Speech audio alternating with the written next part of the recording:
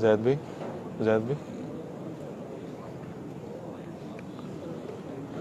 السلام علیکم یار اسی تھوڑے لیے پیسے اکٹھے کرتے ورنہ تو سانوں لفٹ ہی نہیں کرتے. ڈاکٹر اعجاز انور صاحب نے 25,000 روپے دینا ہے. نہیں انہوں نے کہا تھا نا مجھے, میں نے کہا تھا آپ زید بھائی سے آج مل لیں. ایک بات, دوسری بات یہ کہ ڈاکٹر اعجاز صاحب کے بالکل ساتھ نا ڈاکٹر احمد صاحب بیٹھے ہوئے ہیں, ان کو نا پیچھے ذرا دیکھ لیجیے گا, کوئی صوفہ مینیج کرا دیں. انہوں ان کی کمر کا بہت مسئلہ ہے, ان سے بیٹھا نہیں جانا. ٹھیک ہے, وہ ڈاکٹر اعجاز صاحب کے ساتھ بیٹھے ہیں بنڈ شرٹ میں, ابھی پوچھ لیں ان سے.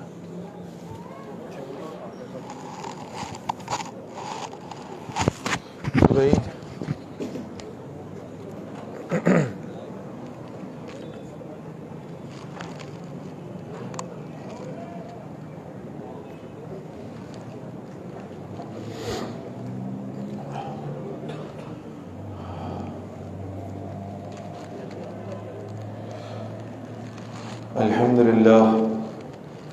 الحمد للہ وحدہ والصلاة والسلام علی من لا نبی بعدہ. اما بعد فاعوذ باللہ من الشیطان الرجیم. بسم اللہ الرحمن الرحیم. الحمد للہ رب العالمین الرحمن الرحیم مالک یوم الدین ایاک نعبد و ایاک نستعین اہدنا الصراط المستقیم صراط الذین انعمت علیہم غیر المغضوب علیہم ولا الضالین آمین. صدق اللہ العظیم. رب اشرح لی صدری ویسر لی امری واحلل عقدۃ من لسانی یفقہوا قولی. اللہم ربنا الہمنا رشدنا واعذنا من شرور انفسنا. اللہم ارنا الحق حقا وارزقنا اتباعہ وارنا الباطل باطلا وارزقنا اجتنابہ. آمین یا رب العالمین. سب سے پہلے تو اللہ تعالیٰ کا شکر ہم پر واجب ہے کہ جس بیماری میں یہ دنیا مبتلا تھی 2 سال کے بعد اللہ تعالیٰ نے پھر ایک مرتبہ اس ماحول میں ہمیں جمع ہونے کا موقع نصیب فرمایا. اس پر ہم اللہ کا جتنا شکر ادا کریں اتنا کم ہے. اللہ کے نام سے آج ہم اپنے دورہ قرآن کا آغاز کرنے جا رہے ہیں, اور بالکل آغاز ہی میں ہم جہاں اللہ کا شکر ادا کرتے ہیں وہیں اللہ سے یہ دعا کرتے ہیں کہ رب یسر ولا تعسر وتمم بالخیر. اللہ اسے ہمارے لیے آسان بنا دیجئے اور اس میں ہماری جو مشکلات ہیں, جو رکاوٹیں ہیں, ان کو دور فرما دیجئے اور ہمیں اسے بہترین طریقے سے مکمل کرنے کی توفیق نصیب فرما دیجئے. اللہ سے ہم دعا گو ہیں کہ الحمد سے لے کر والناس تک قرآن کی کوئی ایک آیت بھی ایسی نہ ہو جو ہم سے اس دورہ قرآن میں رہ جائے. اللہ ہمیں اسے مکمل کرنے کی توفیق نصیب فرما دے. آغاز سب سے پہلے سورۃ الفاتحہ سے, قرآن مجید کی مصحف کے اعتبار سے پہلی سورت اور نزول کے اعتبار سے پہلی مکمل سورت. یہ بات نوٹ کرنے کی ہے کہ رسول اللہ صلی اللہ علیہ وسلم پر جو سب سے پہلی وحی نازل ہوئی وہ سورۃ العلق کی ہے. اقرا بسم ربک الذی خلق 5 آیتیں نازل ہوئی. اس کے بعد بعض روایات کے مطابق سورۃ المدثر ہے, اور پھر سورہ فاتحہ وہ پہلی مکمل سورہ مبارکہ ہے جو رسول اللہ صلی اللہ علیہ وسلم پر نازل ہوئی. اسے الفاتحہ کہتے ہیں, کھولنے والی, اس لیے کہ قرآن مجید کے مصحف کا آغاز اس سورہ مبارکہ سے ہو رہا ہے. اسے ام الکتاب بھی کہا جاتا ہے, ام القرآن بھی کہا جاتا ہے, اس لیے کہ ماں سے جیسے اولاد جنم لیتی ہے اور پھر جیسے وہ یعنی انسانی نسل کا معاملہ آگے چلتا ہے, اسی طرح سورۃ الفاتحہ سے وہ مضامین نکلتے ہیں جو پھر پورے قرآن مجید میں ایکسپلین کیے گئے ہیں. یوں کہنا چاہیے کہ قرآن مجید کا انڈیکس ہمیں سورۃ الفاتحہ میں نظر آتا ہے. اسے اساس القرآن بھی کہا جاتا ہے, قرآن مجید کی بنیاد, قرآن مجید کے اصل موضوعات کیا ہیں وہ اس سورہ مبارکہ میں بیان ہوئے ہیں. اسے الکافیہ کہا جاتا ہے, کفایت کر جانے والی. اگر لوگ صرف اسی سورہ مبارکہ پر غور کریں تو یہ ان کی ہدایت کے لیے کافی ہو جائے. اسے الشافیہ کہا جاتا ہے, شفا دینے والی. معروف واقعہ ہے کہ بعض صحابہ رضوان اللہ علیہم اجمعین ایک سفر پر تھے, کچھ تاخیر سے واپس لوٹے. اللہ کے رسول صلی اللہ علیہ وسلم نے ان سے پوچھا کہ آپ تاخیر سے کیوں لوٹے؟ تو انہوں نے عرض کیا کہ اللہ کے رسول صلی اللہ علیہ وسلم راستے میں ہمیں ایک قبیلہ ملا تھا جس کا سردار بیمار تھا، تو ہم نے اس پر دم کیا اور اللہ نے اسے شفا یاب کر دیا. تو آپ صلی اللہ علیہ وسلم نے اس پر ان سے سوال کیا کہ تم نے کیا پڑھا تھا؟ انہوں نے عرض کیا کہ ہم نے سورۃ الفاتحہ پڑھی تھی اس پر. تو آپ صلی اللہ علیہ وسلم نے فرمایا تمہیں کس نے بتایا کہ اللہ نے اس سورہ مبارکہ میں ان کے لیے شفا رکھ دی؟ تو جہاں یہ جسمانی امراض کے لیے شفا ہے، وہیں اس میں اللہ نے روحانی امراض یعنی دل میں شرک، کفر، بغض، نفاق کا ہونا، اس سے بھی اللہ نے اس سورہ مبارکہ میں شفا رکھی، اس لیے کہ ایمانیات کا بیان ہے. اسے الکافیہ کہا جاتا ہے، الشافیہ کہا جاتا ہے شفا دینے والی، الوافیہ کہا جاتا ہے وفا کرنے والی صورت. اس لیے کہ یوں تو پورا قرآن مجید ہی وفا کرنے والا ہے، لیکن سورۃ الفاتحہ کے حوالے سے یہ بات ذہن میں رکھنی چاہیے کہ روز قیامت بھی یہ سورہ مبارکہ انسان کا ساتھ نہیں چھوڑتی. جس نے مداومت کے ساتھ، دوام اور استمرار کے ساتھ، ہمیشگی کے ساتھ اس سورہ مبارکہ کو اپنی نمازوں میں، اپنی پوری زندگی میں ساتھ رکھا ہو، تلاوت کیا ہو، تو بہرحال یہ اس کے ساتھ وفا کرنے والی صورت ہے. پھر اس کا ایک بڑا خوبصورت نام ہے سبع من المثانی. قرآن مجید میں رسول اللہ صلی اللہ علیہ وسلم کو اللہ نے فرمایا ہے کہ یہ جو کفار کو ہم نے دنیا کی نعمتیں دی ہیں، دنیا میں آسائشیں دی ہیں، یہ جو کفار دولت میں اور سائنس اور ٹیکنالوجی میں آگے ہیں مسلمانوں سے بظاہر، اس پر آپ کو ان سے مرعوب ہونے کی ضرورت نہیں ہے، اس پر آپ کو فکر مند ہونے کی ضرورت نہیں. کفار کے مال و متاع کی جانب آپ کی نظریں نہ جائیں، اور جہاں کہیں آپ کو یہ محسوس ہو کہ کفار کو زیادہ عطا کیا گیا ہے، تو ہم نے اس کے متبادل کے طور پر، اس کے آلٹرنیٹ کے طور پر ہم نے آپ کو دو چیزیں عطا فرما دی ہیں. ایک تو ہم نے آپ کو قرآن عظیم عطا فرمایا، اور قرآن عظیم کے حوالے سے یہ بات سمجھنے کی ہے هو خیر مما یجمعون، جو کچھ بھی دنیا کا تم جمع کر لو ان سب سے بہتر ہے کہ تمہیں اللہ کا قرآن عطا کر دیا جائے.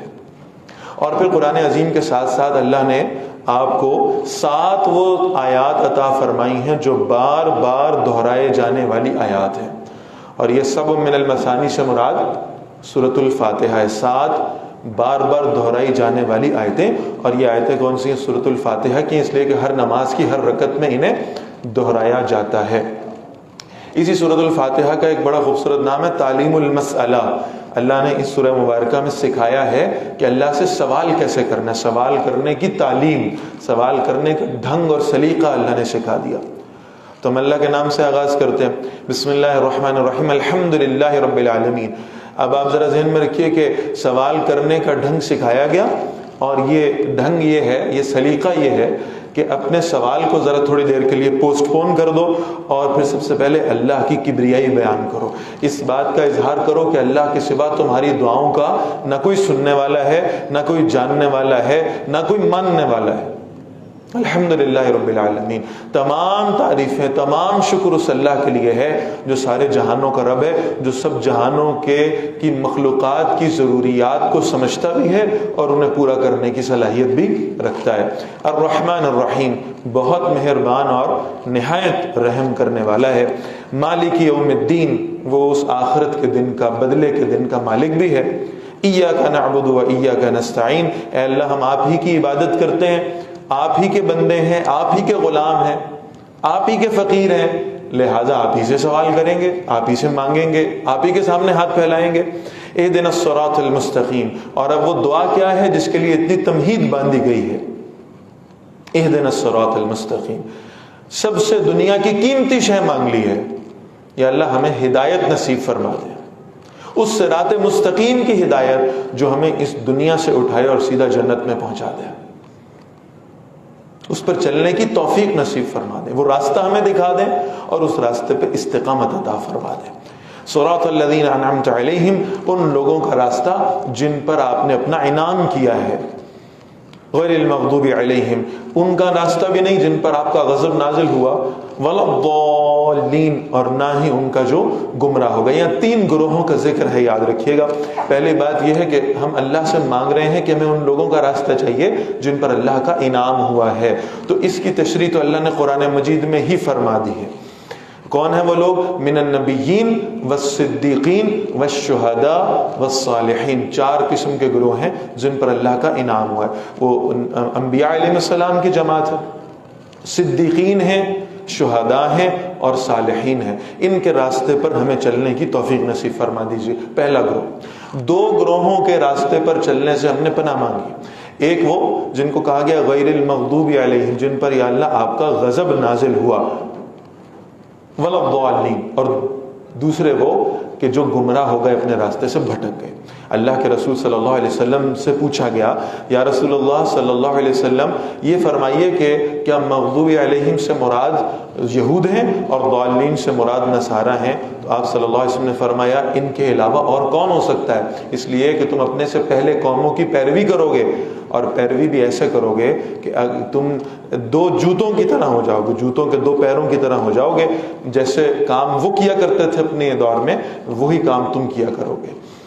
تو ان سے بچنا، ان کے راستے سے بچنا یہ بہت اہم ہے، اس کے لیے دعا مانگی گئی اللہ سے، اور پھر اس دعا کا جواب آیا ہے، یعنی اس رب کے صدقے جانے کا دل کرتا ہے جس سے دعا مانگی گئی، اور دعا ایک جملے کی ہے، غیر المغضوب علیہم ولا الضالین، ایک آیت، اور جواب کیسے آیا ہے؟ آپ یہ دیکھیے قرآن مجید کی ترتیب کتنی خوبصورت ہے کہ سورۃ الفاتحہ کے بعد فوراً سورۃ البقرہ کا آغاز ہوتا ہے۔ ہم نے ہدایت مانگی تھی، سورۃ البقرہ کے آغاز میں اس ہدایت کا جواب آ گیا کہ وہ کہاں سے ملے گی۔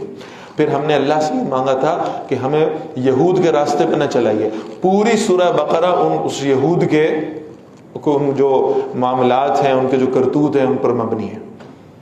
اور پھر ہم نے اللہ سے دعا مانگی تھی کہ ولا الضالین، تیسرے نمبر پر یہ تھا کہ ہمیں ان گمراہ لوگوں کے راستے سے نہیں، عیسائیوں کے راستے سے بچا لیجئے۔ تو اس پر اس ترتیب کے مطابق پھر سورہ آل عمران نازل ہوئی ہے۔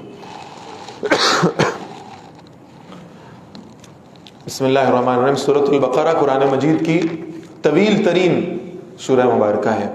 اللہ کے رسول صلی اللہ علیہ وسلم نے فرمایا لکل شیء صنام، ہر شے کی ایک چوٹی ہے، وَإِنَّ صَنَامَ الْقُرْآنِ سورۃ البقرہ، اور قرآن مجید کی چوٹی سورۃ البقرہ ہے۔ طویل ترین سورہ مبارکہ ہے۔ اس سورہ مبارکہ کے اگر ہم دو حصے کریں تو یوں سمجھیں جو پہلا حصہ ہے وہ یعنی یہود کے واقعات پر، بنی اسرائیل کے واقعات پر مبنی ہے۔ بسم اللہ الرحمن الرحیم۔ الف لام میم، حروف مقطعات ہیں، اور آج پہلے روز ہی میں انشاءاللہ اس کی وضاحت عرض کر دیتا ہوں۔ حروف مقطعات وہ حروف ہیں کہ جن کا مطلب اللہ اور اللہ کے رسول صلی اللہ علیہ وسلم کے سوا کسی اور کو معلوم نہیں ہے۔ اور عام طور پر اگر ہم دیکھیں گے تو جن صورتوں کا آغاز حروف مقطعات سے ہو رہا ہے اس کے فوراً بعد قرآن مجید کی عظمت کا بیان ہمیں ملے گا، عمومی طور پر، ایک آدھ استثناء کے علاوہ۔ وہ ایکسیپشن جب آئے گی تو میں انشاءاللہ عرض کر دوں گا اس کے حوالے سے۔ الف لام میم ذالک الکتاب لا ریب فیہ ھدی للمتقین۔ ہم نے سورہ فاتحہ میں اللہ سے دعا مانگی تھی اہدنا الصراط المستقیم، ہمیں ہدایت نصیب فرما دے۔ اس کا جواب ملا ہے ذالک الکتاب، یہ وہ کامل کتاب ہے، لا ریب فیہ، اس میں کوئی شک نہیں ہے، ھدی للمتقین، یہ ہدایت ہے متقیوں کے لیے، پرہیزگاروں کے لیے، تقوی اختیار کرنے والوں کے لیے۔ کون لوگ ہوں گے؟ وہ اہل ایمان کا ذکر ہے جو اس قرآن مجید سے ہدایت حاصل کرنے والے ہوں گے، اللہ ہمیں ان میں شامل فرما دے۔ فرمایا الذین یؤمنون بالغیب، پہلی شرط ان کی یہ ہے کہ وہ غیب پر ایمان لانے والے ہیں۔ اور غیب سے مراد کیا ہے؟ یعنی بڑی آسان ڈیفینیشن میں اگر ہم اسے سمجھنا چاہیں تو غیب سے مراد ہے تمام وہ چیزیں جو حواس خمسہ یعنی 5 سینسز کی بنیاد پر ثابت نہ کی جا سکیں، جنہیں دیکھا نہ جا سکے، سنا نہ جا سکے، سونگا نہ جا سکے، چکھا نہ جا سکے، محسوس نہ کیا جا سکے، یہ ہیں وہ حقائق جو غیب میں ہیں۔ آج کی زبان میں اگر کہیں تو وہ جو میٹا فزیکل امور ہیں ان پر ایمان لانا۔ تو پہلی شرط ان اہل ایمان کی کیا ہے؟ الذین یؤمنون بالغیب، وہ جو غیب پر ایمان لانے والے ہیں، ویقیمون الصلاۃ، اور پھر وہ نماز کو قائم کرتے ہیں، ومما رزقناہم ینفقون، اور جو کچھ ہم نے انہیں عطا کر رکھا ہے اس میں سے اللہ کے راستے میں خرچ کرتے ہیں۔ والذین یؤمنون بما انزل الیک، اور اے نبی صلی اللہ علیہ وسلم جو ہم نے آپ کی طرف وحی کی ہے اس پر ایمان لاتے ہیں۔ وما انزل من قبلک، اور جو آپ صلی اللہ علیہ وسلم سے پہلے اللہ کی طرف سے وحی آئی تھی اس پر بھی ایمان لاتے ہیں، لیکن اس کی موجودہ صورتحال کو نہیں مانتے، موجودہ کیفیت کے قائل نہیں، اس لیے کہ اللہ کی کتابوں میں سے وہ ایک واحد کتاب جو اپنی اصل شکل میں موجود ہے اور قیامت تک موجود رہے گی، اور وہی واجب الاتباع ہے، وہ قرآن مجید ہے۔ وبالآخرۃ ہم یوقنون، اور آخرت پر تو وہ یقین رکھتے ہیں۔ اولئک علی ھدی من ربہم، یہی لوگ ہیں جو اپنے رب کی طرف سے ہدایت پر ہیں۔ واولئک ھم المفلحون، اور یہی وہ لوگ ہیں جو فلاح پانے والے ہیں۔ اللہ ہمیں ان میں شامل فرمائے۔ ان الذین کفروا، بے شک وہ لوگ جنہوں نے کفر کیا، سواء علیہم، ان پر برابر ہے، اانذرتہم، اے نبی صلی اللہ علیہ وسلم چاہے آپ انہیں خبردار کریں اس کتاب کے ذریعے سے، ام لم تنذرہم، یا آپ انہیں خبردار نہ کریں۔ یہ ہے اب 2 آیات میں منافقین کا ذکر۔ یعنی اندازہ کیجئے کہ یہ جو الفاظ ہیں اانذرتہم، سب سے کائنات کے بہترین داعی، سب سے خوبصورت قرآن پڑھنے والے، سب سے شاندار نصیحت کرنے والے محمد الرسول اللہ صلی اللہ علیہ وسلم، کیسے ان لوگوں کے دل سخت ہو گئے ہوں گے کہ جن کو محمد الرسول اللہ صلی اللہ علیہ وسلم قرآن پڑھ کے سنا رہے ہوں اور انہیں قرآن کے ذریعے سے نصیحت کر رہے ہوں، اور یہ لوگ پھر بھی اس کو سمجھنے سے قاصر ہوں۔ اے نبی صلی اللہ علیہ وسلم آپ انہیں ڈرائیں یا نہ ڈرائیں انہیں کوئی فرق نہیں پڑے گا۔ لا یؤمنون، یہ ہرگز ایمان نہیں لائیں گے۔ ختم اللہ علی قلوبہم، اللہ نے ان کے دلوں پر مہر لگا دی ہے۔ وعلی سمعہم، اور ان کے کانوں پر بھی، وعلی ابصارہم غشاوہ، اور ان کی آنکھوں پر پردہ پڑا ہوا ہے، ولہم عذاب عظیم، اور ان کے لیے بڑا عذاب ہے۔ اور ظاہر ہے یہ آیت پہلی مرتبہ پڑھتے ساتھ ذہن میں خیال آتا ہے کہ شاید اللہ تعالیٰ نے بڑی ان کے ساتھ زیادتی کی ہے، معاذ اللہ، اللہ نے ان کے دلوں پر مہر لگا دی، اللہ نے ان کی کانوں آنکھوں پہ مہر لگا دی، اللہ نے انہیں ہدایت سے محروم کر دیا۔ ان کا قصور کیا تھا؟ اس کا جواب دیا اللہ تعالیٰ نے سورۃ الصف میں، فلما زاغوا ازاغ اللہ قلوبہم، جب ان کے دل خود ٹیڑے ہو گئے، جب انہوں نے حقیقت کو اپنے سامنے دیکھتے ہوئے پہچانتے ہوئے اس کا انکار کر دیا، تو پھر اللہ کا دین ناقدروں کے لیے نہیں ہے۔ لہذا جب وہ حق کو پہچاننے کے باوجود انکار کر دیں تو پھر اللہ ان کے لیے دروازے بند کر دیا کرتا ہے۔ ابو جہل جانتا تھا کہ محمد صلی اللہ علیہ وسلم کبھی جھوٹ نہیں بولتے۔ ابو جہل اچھی طرح جانتا تھا کہ آپ صلی اللہ علیہ وسلم جیسا کردار پورے عرب میں اس نے کسی کا نہیں دیکھا۔ اس کے باوجود وہ جو روایت میں الفاظ آتے ہیں کہ اس نے آپ صلی اللہ علیہ وسلم پر ایمان لانے سے اس لیے انکار کر دیا کہ اگر ایسا کرے گا تو بنو ہاشم میں سے کسی نبی کو ماننے کا نتیجہ یہ ہوگا کہ اس کے قبیلے کو بنو ہاشم کے نیچے لگنا ہوگا۔ اس عصبیت کی وجہ سے، یہ جاننے کے بعد کہ اللہ کے رسول صلی اللہ علیہ وسلم نے کبھی زندگی میں جھوٹ نہیں بولا، تو پھر اللہ ایسے ناقدروں پر مہریں لگا دیا کرتا ہے۔ وَلَهُمْ عَذَابٌ عَظِيمٌ، اور ان کے لیے بڑا عذاب ہے۔ وَمِنَ النَّاسِ مَن يَقُولُ آمَنَّا بِاللَّهِ وَبِالْيَوْمِ الْآخِرِ، اور لوگوں میں سے وہ بھی ہیں جو یہ کہتے ہیں ہم ایمان لائے اللہ پر اور آخرت کے دن پر۔ وَمَا هُمْ بِمُؤْمِنِينَ، اس کے باوجود وہ ایمان والے نہیں ہیں۔ یاد رکھیے قرآن مجید نے ایمان کی 3 قسمیں بیان کی ہیں۔ ایمانیات ثلاثہ کا نام دیا فقہاء نے اسے، اور ایمانیات ثلاثہ سے مراد کیا ہے؟ اللہ پر ایمان، آخرت پر ایمان اور رسالت پر ایمان۔ اگر آپ یہ 3 کیٹیگریز لے لیں تو اس میں 2 کا بیان یہاں موجود ہے۔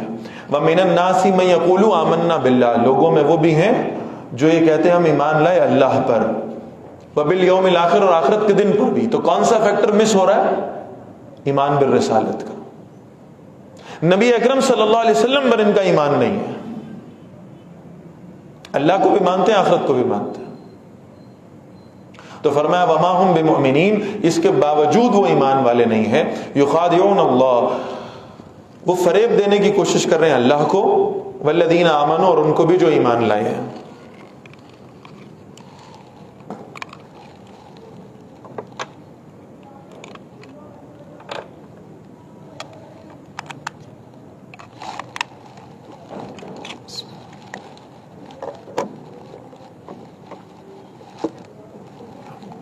بسم اللہ ولا آخر۔ یخادعون اللہ، وہ اللہ کو فریب دینے کی کوشش کرتے ہیں، والذین آمنوا، اور ان کو بھی جو ایمان لائے، وما یخدعون الا انفسهم، لیکن وہ صرف اپنے آپ کو فریب دے رہے ہیں، وما یشعرون، حالانکہ وہ اس کو سمجھتے نہیں ہیں۔ فی قلوبہم مرض، ان کے دلوں میں بیماری موجود ہے، نفاق کی بیماری، منافقت۔ اور یہ یاد رکھیے کہ بیماری کسی کو اس کی مرضی سے نہیں لگتی، اور بیماری لگنے کے بعد اس کے سمٹم سے، اس کی علامات سے یہ جاننا پڑتا ہے کہ میں اس بیماری میں مبتلا ہوں۔ لہذا وہ شخص جو جتنا اس نفاق کی بیماری کے حوالے سے مطمئن ہو جائے گا کہ میں تو اس میں مبتلا نہیں ہو سکتا، اتنا اس کے اس بیماری میں مبتلا ہونے کے امکانات بڑھ جائیں گے۔ اور جو جتنا زیادہ خوف زدہ رہے گا، ہمیشہ سوچتا رہے گا، اللہ سے پناہ مانگتا رہے گا۔ اللہ کے رسول صلی اللہ علیہ وسلم اللہ سے دعائیں مانگا کرتے تھے ہمیں سکھانے کے لیے، اللہم انی اعوذ بک من النفاق، یا اللہ ہمیں منافقت سے پناہ عطا فرما دے، ہمارے دلوں کو ایمان کی دولت سے مزین فرما دے۔ اس لیے کہ آپ صلی اللہ علیہ وسلم فرماتے ہیں جس کے پاس دولت ہے نا، چوری کا خدشہ بھی صرف اسی کو ہوا کرتا ہے، اور جس کے پاس ایمان کی دولت ہی نہیں ہے وہ بے خوف ہوگا، بے خطر ہوگا۔ لہذا ہمیشہ اپنے اندر وہ علامات تلاش کرنے کی کوشش کرتے رہنا کہ کہیں منافقت کا کوئی ذرہ میرے اندر تو موجود نہیں۔ اور یہی کیفیت آپ کو ملے گی سیدنا عمر فاروق رضی اللہ تعالی عنہ میں،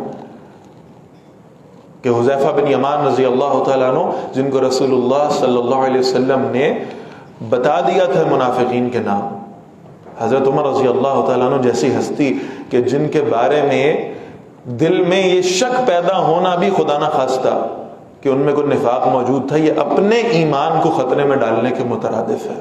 اللہ کے رسول صلی اللہ علیہ وسلم نے فرمایا میرے بعد کوئی نبی ہوتا تو عمر ہوتا، اور عمر جس راستے سے گزرتا ہے شیطان وہ راستہ چھوڑ دیتا، رضی اللہ تعالیٰ عنہ۔ اتنے جلیل القدر شخصیت، اور اس کے باوجود خوف ہے کہ کہیں ان منافقین میں میرا نام شامل نہ ہو۔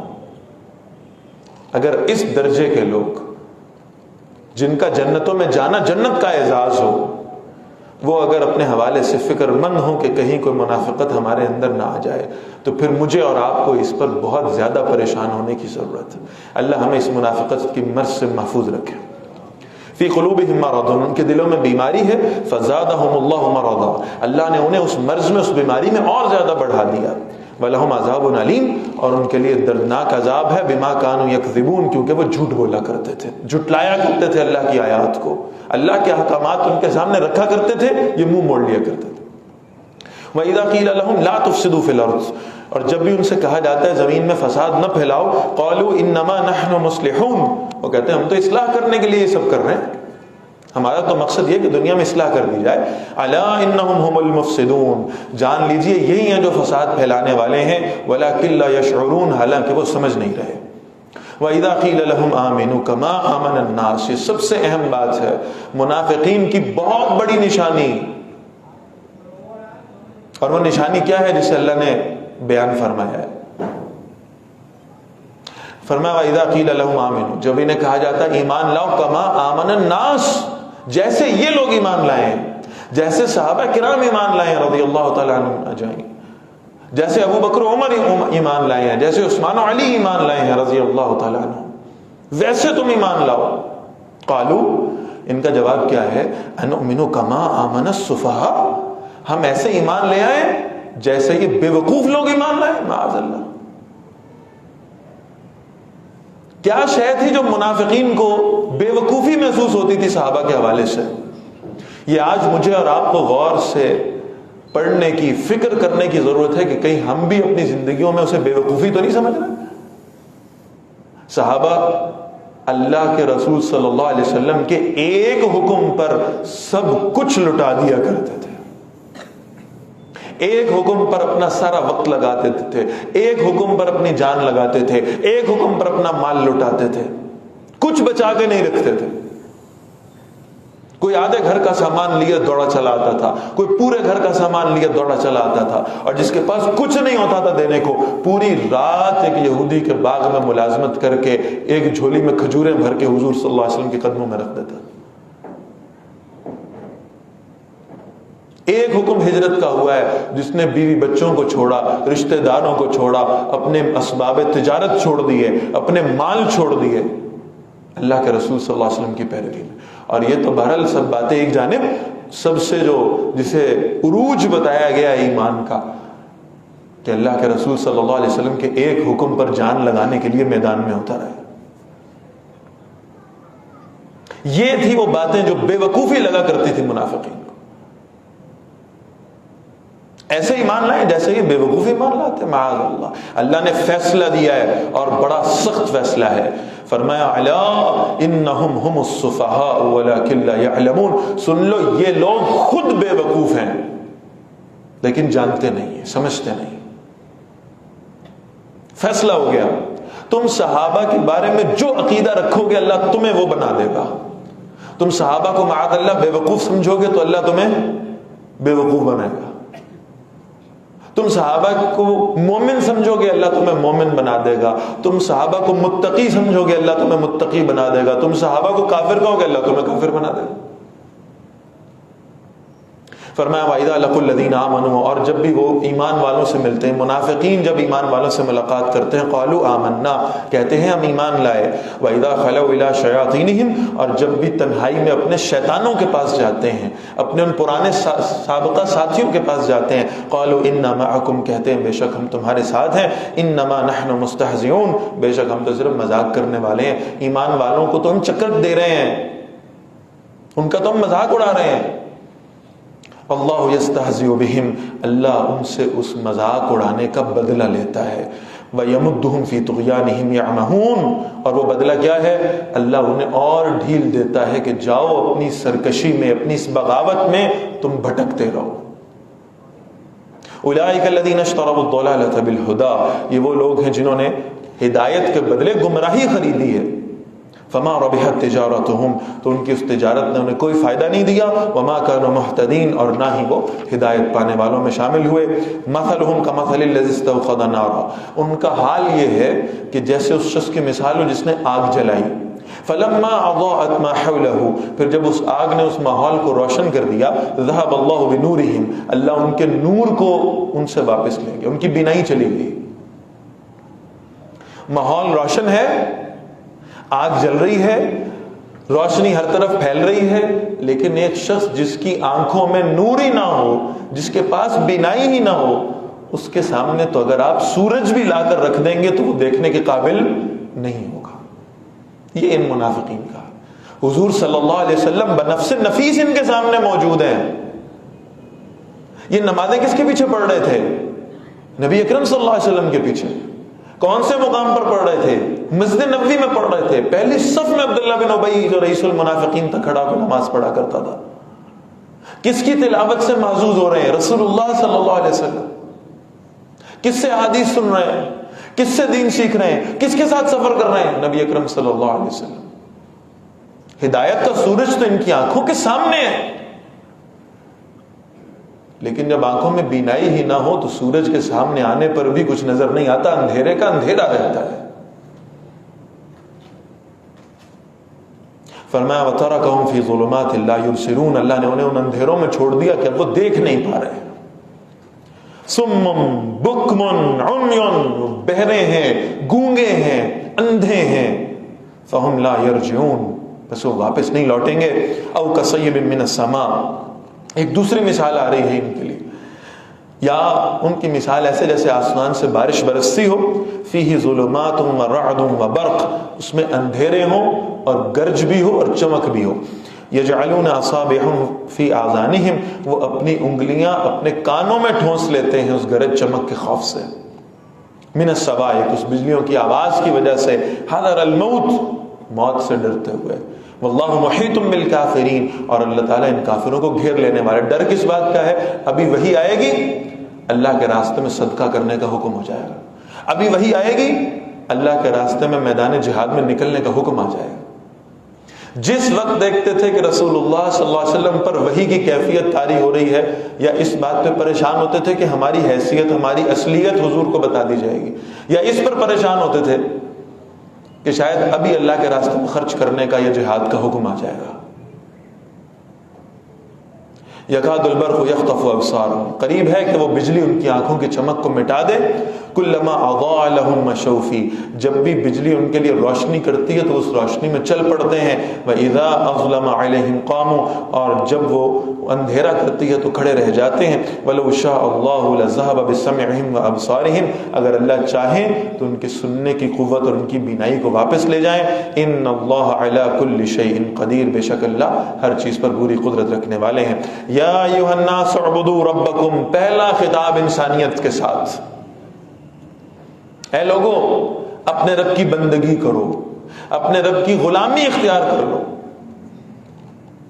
الذی خلقکم، اس کا حق ہے تم پر کہ تم اس کی غلامی اختیار کرو، اس لیے کہ اس نے تمہیں پیدا کیا ہے۔ والذین من قبلکم، اور ان کو بھی جو تم سے پہلے گزر چکے ہیں۔ لعلکم تتقون، تاکہ تم اس کی نافرمانی سے، اس کے عذاب سے بچ جاؤ، تم اس کے بندے بن جاؤ گے، اس کے عذاب سے بچ جاؤ۔ الذی جعل لکم الارض فراشا، جس نے تمہارے لیے زمین کو بچھونا بنا دیا، آرام کی جگہ بنا دیا۔ والسماء بناء، اور آسمان کو چھت بنایا۔ وانزل من السماء ماء، اور پھر آسمان سے پانی برسایا۔ فاخرج به من الثمرات رزقا لکم، پھر اس میں سے وہ پھل نکالے جو تمہارے لیے رزق کا سامان ہے۔ فلا تجعلوا للہ اندادا، بس اللہ کے لیے شریک نہ ٹھہراؤ۔ وانتم تعلمون، جبکہ تم جانتے ہو۔ یہ سب تمہارے لیے کرنے والا کون ہے؟ تمہیں رزق مہیا کرنے کے لیے اللہ نے اس پوری کائنات کو کام میں لگا دیا۔ یہ سورج جو چمکتا ہے، یہ جو حرارت مہیا کرتا ہے، تمہارے لیے کر رہا ہے۔ یہ جو بادلوں سے پانی برس رہا ہے، تمہیں رزق دینے کے لیے اللہ برسا رہا ہے۔ کائنات کا کتنا بڑا حصہ ہے جس کو اللہ نے تمہاری خدمت پہ معمور کر دیا ہے۔ تم اللہ کا احسان مانو، اللہ کے ساتھ کسی کو شریک نہ ٹھہرایا کرو۔ ان احسانات کو، ان نعمتوں کو اللہ کے سوا کسی اور کی طرف منسوب نہ کرنا۔ وَأَنْتُمْ تَعْلَمُونَ، جبکہ تم جانتے ہو۔ وَإِن كُنتُمْ فِي رَيْبٍ مِّمَّا نَزَّلْنَا عَلَىٰ عَبْدِنَا، پہلا چیلنج آ گیا ہے جی قرآن مجید کے حوالے سے۔ اگر تمہیں کوئی شک ہو اس قرآن کے بارے میں جو ہم نے اپنے بندے پر یعنی محمد الرسول اللہ صلی اللہ علیہ وسلم پر نازل کیا، تمہیں شک ہے اس میں، فاتو بسورۃ من مثلی، ایسا کرو اس جیسی کوئی ایک سورت لے ہو۔ شک تمہیں قرآن میں ہے، پورے میں۔ ہم پورا قرآن ڈیمانڈ نہیں کرتے، ہم کہتے ہیں اس جیسی ایک سورت بنا کے لے آؤ۔ کتنی کوششیں کی ہیں مشرکین مکہ نے اس قرآن مجید کی کوئی مثل لانے کے لیے، کوئی مثال لانے کے لیے۔ ابو جہل نے تو باقاعدہ انعام کا اعلان کر دیا تھا، اور بڑی عقل مندی کے ساتھ اس نے سوچا قرآن مجید کی سب سے چھوٹی سورت ہے سورۃ الکوثر، انا اعطیناک الکوثر فصل لربک وانحر ان شانئک هو الابتر۔ اس نے کہا اچھا یہ اس کا جو جواب لکھ لائے گا نا، ایک جملہ بھی اس میں آگے ایکسٹینڈ کر دے تو میں اسے انعامات سے نوازوں گا۔ سورہ کوثر لکھ کر ابو جہل کی جانب سے بیت اللہ کے اندر لٹکا دی گئی، ہینگ کر دی گئی۔ اس کا جواب لکھو۔ بڑے بڑے شعراء آ رہے ہیں، بڑے بڑے ادیب آ رہے ہیں، اور مایوس ہو کے واپس جا رہے ہیں۔ ایک دن ابو جہل اپنے گھر میں موجود تھا، کسی نے آ کر خبر دی وہ تمہارے لکھے ہوئے پرچے پر نا کوئی آگے ایک جملہ لکھ گیا ہے۔ بڑا خوش ہوا، کہنے لگا میں انعام و اکرام سے نوازوں گا اسے، میں اسے سونے سے تول دوں گا۔ اس نے مجھے موقع دیا ہے کہ میں محمد صلی اللہ علیہ وسلم کے خدا کے چیلنج کا جواب دے سکوں۔ بیت اللہ میں پہنچا، لکھنے والا شاعر لکھ گیا تھا انا اعطیناک الکوثر فصل لربک وانحر ان شانئک هو الابتر ما ھذا کلام البشر۔ یہ کسی بشر کا کلام نہیں ہے۔ بشر تو تب جواب دے جب بشر کا کلام ہو۔ مخلوق کی کیا حیثیت ہے کہ خالق کے کلام کا جواب دے سکے؟ تو فرمایا ایک صورت اس کی طرح کی لے آؤ، وَادْعُوا شُهَدَاءَكُم مِّن دُونِ اللَّهِ، اور جتنے تمہارے اللہ کے سوا مددگار ہیں سب کو بلا لو، ایک جوائنٹ وینچر کرو، سب اکٹھے ہو جائیں۔ ان کنتم صادقین، اگر تم سچے ہو، ایک صورت اس جیسے مل کر بنا لو۔ فَإِن لَّمْ تَفْعَلُوا، پھر اگر تم ایسا نہ کر سکو وَلَن تَفْعَلُوا، اور تم کبھی ایسا نہیں کر سکو گے، فَاتَّقُوا النَّارَ الَّتِي وَقُودُهَا النَّاسُ وَالْحِجَارَةُ، تو پھر اس آگ سے ڈرو جس آگ کا ایندھن انسان بھی ہے اور پتھر بھی ہے۔ اور قرآن مجید نے بارہا اس اسلوب کو اختیار کیا ہے۔ بعض علماء کا کہنا تو یہ ہے کہ پتھروں کی بات اس لیے کی گئی ہے کہ انہی پتھروں کے بت بنا کر تم انہیں خدا سمجھتے ہو، تو ہم تمہیں بھی اس آگ میں جلائیں گے اور وہ جنہیں تم نام نہاد خدا سمجھتے ہو انہیں بھی اس آگ میں ڈال دیں گے۔ یہ بات درست معلوم ہوتی ہے، لیکن ذرا اسے تھوڑا سا انذار آخرت کے حوالے سے لینا تو بڑی حیرانی ہوتی ہے اور بڑی کپ کپی تاری ہوتی ہے، رونگٹے کھڑے ہو جاتے ہیں۔ وہ آگ کیسی ہوگی جس کا ایندھن پتھر ہو، جس کا ایندھن پتھر ہو۔ وہ آگ جو پتھروں کو بھی ایندھن بنا لے گی، وہ میرے آپ کے گوشت پوست کے جسموں پر کیا اثر کرے گی، بس اس سے خوف کھانے کی ضرورت ہے۔ اللہ ہمیں اس سے محفوظ فرمائے۔ اعدت للکافرین، وہ آگ تیار کی گئی ہے کافروں کے لیے۔ وبشر الذین آمنوا، اور نبی صلی اللہ علیہ وسلم بشارت دیجیے انہیں جو ایمان لائے، وعمل الصالحات، اور جنہوں نے اچھے عمل کیے، ان لہم جنات، ان کے لیے ایسے باغات تیار ہیں، تجری من تحتها الانہار، جن کے نیچے نہریں بہتی ہیں، کلما رزقوا منها من ثمرات الرزق، جب بھی انہیں ان باغات میں، ان جنتوں میں پھلوں والا رزق عطا کیا جائے گا، قالوا، وہ کہیں گے، ھذا الذی رزقنا من قبل، وہ کہیں گے یہ رزق تو ہمیں پہلے بھی دیا گیا تھا، یہ پھل تو ہمیں ویسے ہی لگتے جیسے دنیا میں ملا کرتے تھے۔ وَأُتُوا بِهِ مُتَشَابِهًا، اور ان کے پاس وہ ملتا جلتا رزق لایا جائے گا۔ اللہ کے رسول فرماتے ہیں صلی اللہ علیہ وسلم، انسان کو دیکھ کر گمان ہوگا یہ وہی پھل ہے جو میں دنیا میں کھایا کرتا تھا، جنت میں بھی مجھے عطا کر دیا گیا ہے، لیکن جب اسے ٹیسٹ کرے گا نا تو اس کا ذائقہ دنیا کے پھل جیسا نہیں ہوگا، کہیں خوبصورت، کہیں ذائقے دار۔ اور فرمایا وَلَهُمْ فِيهَا أَزْوَاجٌ مُطَهَّرَةٌ، اور ان کے لیے وہاں پاکیزہ بیویاں ہوں گی، وَهُمْ فِيهَا خَالِدُونَ، اور وہ ہمیشہ وہاں رہنے والے ہوں گے۔ اللہ ہمیں ان میں شامل فرما دے۔ إِنَّ اللَّهَ لَا يَسْتَحْيِي أَن يَضْرِبَ مَثَلًا مَّا بَعُوضَةً، بے شک اللہ شرم نہیں کرتا کہ اللہ کسی مچھر کی مثال بیان کر دے۔ بہت چھوٹی سی مخلوق ہے اللہ کی، لیکن اللہ کو کوئی شرم نہیں ہے اس سے کہ اللہ ایک مچھر کی مثال تمہارے سامنے بیان کرے۔ فما فوقها، اور پھر جو اس کے اوپر موجود ہے۔ زیادہ تفصیل میں جانے کا وقت نہیں، لیکن کبھی آپ کو موقع ملے تو ذرا یہ کسی ماسکیٹو کا سٹرکچر گوگل پہ تلاش کریں۔ ایک بڑی باریک سی جھلی ہے جو اللہ نے اس مچھر کے اوپر بنا دی ہے، جو اس کو ہوا کے پریشر سے محفوظ رکھتی ہے۔ فرمایا کہ ہم تو اس چھوٹی سی شے جو جسے تم اپنی انسانی آنکھ سے دیکھ بھی نہیں سکتے نا، ہم اس کی مثال دینے سے بھی شرم نہیں کرتے، وہ بھی ہماری پیدا کردہ ہے۔ فَأَمَّا الَّذِينَ آمَنُوا، پھر وہ لوگ جو ایمان لائے، فَيَعْلَمُونَ أَنَّهُ الْحَقُّ مِنْ رَبِّهِمْ، تو وہ جانتے ہیں جو ان کے رب کی طرف سے حق ہے۔ وَأَمَّا الَّذِينَ كَفَرُوا، اور وہ لوگ جنہوں نے کفر کیا، فَيَقُولُونَ مَاذَا أَرَادَ اللَّهُ بِهَذَا مَثَلًا، وہ کہتے ہیں اللہ کو اس مثال کی کیا ضرورت پڑی تھی، معاذ اللہ، اللہ چاہتے کیا ہے اس مثال سے، یہ کیا حقیر سی شے کی مثال اللہ نے دے دی۔ یضل به کثیرا ویہدی به کثیرا، اللہ اس قرآن کے ذریعے سے بہت ساروں کو گمراہ بھی کرتا ہے، بہت ساروں کو ہدایت بھی دیتا ہے، ان مثالوں کے ذریعے سے، اس قرآن کے ذریعے سے۔ اچھا یہاں تک تو بات سمجھ میں آتی ہے کہ اللہ اس قرآن کے ذریعے سے ہدایت دیتے ہیں، گمراہی کا تصور کیا ہوگا؟ جو اس قرآن مجید کو ہدایت کی غرض سے پڑھے گا، ہدایت کی طلب سے پڑھے گا، اللہ اسے ہدایت عطا فرما دے گا۔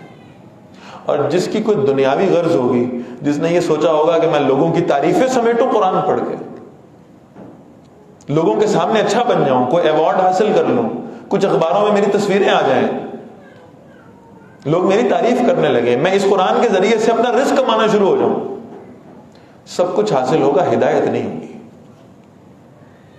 تو قرآن مجید کو پڑھتے وقت اپنی نیت کو خالص کر لینا کہ اس قرآن مجید کی تلاوت، اس کا ترجمہ، اس کی تفسیر، اس کا فہم کس لیے ہو؟ ہدایت کے لیے، میں اپنی زندگی میں وہ راستہ تلاش کر سکوں جو میرا رب مجھ سے چاہتا ہے۔ وما يضل به الا الفاسقین، اور اللہ اس سے گمراہ نہیں کرتا مگر نافرمانوں کو. آپ کو کتنے فتنے ملیں گے جو اس امت کے اندر سے اٹھے اور سب قرآن پڑھنے والے تھے لیکن فتنہ بن گئے. کسی نے نبوت کا دعویٰ کر دیا, کسی نے امت کو کسی اور یعنی گمراہی کے راستے پر ڈال دیا. یہ سب تھے تو بہرحال قرآن پڑھنے والے. معلوم ہوتا ہے کہ ہدایت کی غرض سے نہیں پڑھا تھا. الذین ینقضون عہد اللہ من بعد میثاقہ, وہ جو اللہ کے ساتھ کیے گئے عہد کو اسے پختہ کرنے کے بعد توڑ دیتے ہیں. وَيَقْطَعُونَ مَا أَمَرَ اللَّهُ بِهِ أَن يُوصَلَ, اور جن رشتوں کے بارے میں اللہ نے حکم دیا ہے کہ انہیں جوڑا جائے یہ انہیں توڑتے ہیں. وَيُفْسِدُونَ فِي الْأَرْضِ, اور یہ زمین میں فساد مچاتے ہیں. أُولَٰئِكَ هُمُ الْخَاسِرُونَ, یہی وہ لوگ ہیں جو خسارے میں جانے والے ہیں. كَيْفَ تَكْفُرُونَ بِاللَّهِ, تم کیسے اللہ کا انکار کرتے ہو. وَكُنْتُمْ أَمْوَاتًا, حالانکہ تم مردہ تھے. فَأَحْيَاكُمْ, اللہ نے تمہیں زندگی عطا فرما دی. ثُمَّ يُمِيتُكُمْ, پھر وہی تمہیں موت دے گا. ثُمَّ يُحْيِيكُمْ, پھر وہی تمہیں دوبارہ زندہ کرے گا. ثُمَّ إِلَيْهِ تُرْجَعُونَ, پھر اسی کی طرف تم لوٹائے جاؤ گے. هُوَ الَّذِي خَلَقَ لَكُم مَّا فِي الْأَرْضِ جَمِيعًا, وہی ہے جس نے تمہارے لیے پیدا کیا سب کا سب جو زمین میں موجود ہے. ثم استوى الى السماء, اور پھر اس نے آسمان کی طرف توجہ فرمائی. فسواهن سبع سماوات, اور پھر آسمان کو ٹھیک ٹھیک بنایا 7 آسمانوں کی شکل میں. وهو بكل شيء عليم, اور وہ ہر چیز کو خوب جاننے والا ہے. اب یہاں پر انسان کی جو تخلیق ہوئی ہے وہ قصہ آدم و ابلیس ہی آ رہا ہے. اور اس قصہ آدم و ابلیس کے حوالے سے یہ بات ذہن میں رکھنے کی ہے کہ قرآن مجید میں یہ واقعہ متعدد مقامات پر بیان ہوا ہے, اور اس کی بڑی زبردست تفصیل آئے گی انشاءاللہ سورۃ الاعراف میں. اور اللہ تعالیٰ ہمیں توفیق عطا فرمائے, جب ہم وہاں پہنچیں گے تو اس کو انشاءاللہ پوری تفصیل کے ساتھ پڑھیں گے. وَإِذْ قَالَ رَبُّكَ لِلْمَلَائِكَةِ, اور یاد کیجئے جب آپ کے رب نے فرشتوں سے فرمایا تھا انی جاعل فی الارض خلیفہ, بے شک میں زمین پر ایک خلیفہ بنانے والا ہوں. قالوا اتجعل فیها, فرشتوں نے عرض کیا کہ آپ زمین میں خلیفہ بناتے ہیں. من یفسد فیہا, جو اس زمین میں فساد مچائے گا. ویسفک الدماء, اور خون بہائے گا. معلوم ہوتا ہے کہ فرشتوں کا یہ دعویٰ لا علمی اور جہالت کی بنیاد پہ نہیں تھا. حضرت انسان نے یہ دونوں کام بدرجہ اتم پرفارم کیے ہیں دنیا کے اندر. فساد بھی پھیلایا اور خون بھی بہایا ہے. وَنَحْنُ نُسَبِّحُ بِحَمْدِكَ وَنُقَدِّسُ لَكَ, حالانکہ فرشتے کہہ رہے ہیں ہم تو آپ کی تسبیح کرتے ہیں, ہم تو آپ کی حمد بیان کرتے ہیں, ہم تو آپ کی پاکیزگی کا ورد کرتے ہیں. قَالَ إِنِّي أَعْلَمُ مَا لَا تَعْلَمُونَ, اللہ نے فرمایا بے شک میں وہ جانتا ہوں جو تم نہیں جانتے. مسئلہ یہ تھا کہ فرشتوں کو تو اختیار ہی نہیں تھا اپنی من مرضی کرنے کا. اور جب انہیں معلوم ہوا کہ ایک مخلوق بنائی جا رہی ہے جسے اللہ تعالیٰ اپنا نائب قرار دینے لگے ہیں, جسے یہ ذمہ داری دی جانے لگی ہے کہ وہ اللہ کا حکم نافذ کریں, اور ساتھ ساتھ انہیں اختیار بھی دیا جا رہا ہے, انہیں تصرف دیا جا رہا ہے ایک محدود مدت کے لیے کہ چاہیں تو فرما برداری کریں, چاہیں تو نہ کریں. فرشتوں کو کے پاس تو ڈس اوبے کرنے کا کوئی آپشن ہی نہیں ہے, کوئی تصرف ہی نہیں ہے ان کے پاس. میں سمجھانے کے لیے عرض کر رہا ہوں کہ فرشتے تو گویا وہ روبوٹکس کے فلسفے پہ کام کر رہے ہیں. ایک روبوٹ ہے جسے جو کمانڈ دی جائے گی وہ پرفارم کرے. انسان کو تو تصرف دیا جا رہا ہے, اور اس پر پھر بہرحال فرشتے جو نا وہ پریشان ہیں کہ نائب بنایا جا رہا ہے اور تصرف دے کر بنایا جا رہا ہے. تو اللہ تعالیٰ نے فرمایا میں زیادہ بہتر جانتا ہوں تمہاری نسبت. اور پھر یہ جو حضرت انسان کو اللہ نے باقی مخلوقات سے اشرف قرار دینا تھا, احسن قرار دینا تھا, بہتر قرار دینا تھا, اس کے لیے انسان کی شکل و صورت کی بنیاد پر نہیں کہا گیا دیکھو کتنا خوبصورت ہے ہم نے اسے سب سے بہتر بنایا. نہیں, اس کی دولت کی بنیاد پر بھی نہیں کہا گیا. کس بنیاد پر اللہ نے اسے فضیلت دی ہے یہ نوٹ کرنے کی بات ہے. وَعَلَّمَ آدَمَ الْأَسْمَاءَ كُلَّهَا, اللہ نے آدم علیہ السلام کو چیزوں کے نام سکھائے, علم عطا فرمایا. ثُمَّ عَرَضَهُمْ عَلَى الْمَلَائِكَةِ, پھر انہیں فرشتوں کے سامنے پیش کیا. فَقَالَ أَنبِئُونِي بِأَسْمَاءِ هَؤُلَاءِ, پھر اللہ نے فرمایا مجھے ان چیزوں کے نام بتاؤ. ان کنتم صادقین, اگر تم سچے تمہارا دعویٰ ہے کہ تم اس نئے بننے والے حضرت انسان سے بہتر ہو تو تم مجھے ان چیزوں کے نام بتا دو. قالوا سبحانک، فرشتوں نے کہا یا اللہ آپ پاک ہیں، لا علم لنا الا ما علمتنا، ہمارے پاس کوئی علم نہیں ہے سوائے اس کے جو علم آپ نے ہمیں عطا فرمایا ہے، انک انت العلیم الحکیم، بے شک آپ ہی ہیں جو سب کچھ جاننے والے اور کمال حکمت والے ہیں۔ قال یا آدم، اب اللہ نے فرمایا اے آدم علیہ السلام، انبئہم باسمائہم، اب آپ ذرا نام بتائیے ان چیزوں کے۔ فلما انبأهم باسمائہم، پھر جب آدم علیہ السلام نے ان چیزوں کے نام بتا دیے، قال الم اقل لکم، اللہ نے فرشتوں سے کہا میں نے تم سے کہا نہیں تھا، انی اعلم غیب السماوات والارض، بے شک میں آسمان و زمین کے تمام راز جانتا ہوں، واعلم ما تبدون وما کنتم تکتمون، اور میں جانتا ہوں جو کچھ تم ظاہر کرتے ہو اور جو کچھ تم چھپاتے ہو۔ ذرا نوٹ فرمائیں اس آیت میں 2 دفعہ اعلم کا لفظ ہے، میں سب سے زیادہ علم والا ہوں، میں سب سے زیادہ علم والا ہوں۔ خود اللہ نے اپنی فضیلت بھی ان پر ثابت کیا علم کی بنیاد پر، اور پھر یہ فرمایا کہ میں جس مخلوق کو تم پر فضیلت دینے جا رہا ہوں، یہ مخلوق وہ ہے، یہ انسان وہ ہے جسے ہم نے تم سے زیادہ علم عطا فرمایا، علم کی بنیاد پر فضیلت رکھی۔ وَإِذْ قُلْنَا لِلْمَلَائِكَةِ اسْجُدُوا لِآدَمَ، تو اب چونکہ فضیلت ثابت ہو گئی، اشرف المخلوقات کا سٹیٹس دے دیا گیا انسان کو، تو اب اللہ نے فرشتوں کو حکم دیا کہ آدم علیہ السلام کو سجدہ کریں۔ فسجدوا، میں نے کہا نا وہ روبوٹکس والا فلسفہ ہے، ان کے پاس تو تصرف ہی نہیں ہے نافرمانی کا، لہذا وہ سب انسان کے سامنے سجدے میں گر پڑے، الا ابلیس، سوائے ایک ابلیس کے۔ اور یہاں قرآن مجید کا جو انداز ہے نا وہ نوٹ کرنے والا ہے، یہاں اس شخصیت کو ابلیس کہہ کر اللہ تعالیٰ پکار رہے ہیں۔ کس نے سجدہ نہیں کیا؟ ابلیس نے۔ کون تھا یہ؟ ہے تو جن تھا، لیکن آؤٹ آف ٹرن پرموشن دیا گیا تھا اور اسے فرشتوں کا سردار بنا دیا گیا تھا، اپنی عبادت کی وجہ سے، اپنی نیکیوں کی وجہ سے۔ ابا، اس نے انکار کیا، واستکبر، پھر اس نے تکبر کیا، وکان من الکافرین، اور کافروں میں سے ہو گیا۔ کس شے پر تکبر کیا؟ سورہ اعراف میں اس کی پوری تفصیل آتی ہے۔ انہوں نے کہا میں تو آگ سے بنا ہوا ہوں، یہ مٹی سے بنا ہوا ہے، تو میں بہتر ہوں اس سے، لہذا میں سجدہ نہیں کروں گا۔ وکان من الکافرین، کافروں میں سے ہو گیا۔ وقلنا، اور ہم نے کہا، یا آدم اسکن انت وزوجک الجنہ، اے آدم آپ اور آپ کی بیوی دونوں رہیے جنت میں، وَكُلَا مِنْهَا رَغَدًا حَيْثُ شِئْتُمَا، اور اس میں سے جتنا چاہے، جہاں سے چاہے، جو چاہے کھائے پیئیں، وَلَا تَقْرَبَا هَذِهِ الشَّجَرَةَ، اور دیکھیے اس ایک درخت کے قریب نہ جائیے گا، فَتَكُونَ مِنَ الظَّالِمِينَ، اگر آپ نے ایسا کیا تو آپ ظالموں میں شمار ہو جائیں گے۔ اب یہ ایک سوالیہ نشان ہے کہ جنت میں تو کسی شے کی پابندی کوئی نہیں، پھر اس ایک درخت سے روکا گیا ہے، گویا ایک امتحان مقصود ہے، گویا کچھ تربیت دینی مقصود ہے، اس ایک درخت کے پاس نہ جائیے۔ فَأَذَلَّهُمَا الشَّيْطَانُ عَنْهَا، پھر شیطان نے ان دونوں کو بہکایا اس درخت کے حوالے سے۔ آپ اسلوب میں تبدیلی کو نوٹ کریں، جب تک اس نے اللہ کے حکم کا انکار نہیں کیا تھا ابلیس تھا، اور جب اللہ کے حکم کا انکار کر دیا اور اللہ کی بارگاہ سے نکال دیا گیا تو اب اسے کیا نام لے کے پکارا جا رہا ہے؟ شیطان۔ فرمایا شیطان نے ان دونوں کو بھٹکایا، اور ظاہر ہے شیطان کو جنت تک رسائی بھی اللہ کے حکم پہ ملی ہوگی، ورنہ یہ تو نکال دیا گیا تھا اس جنت سے۔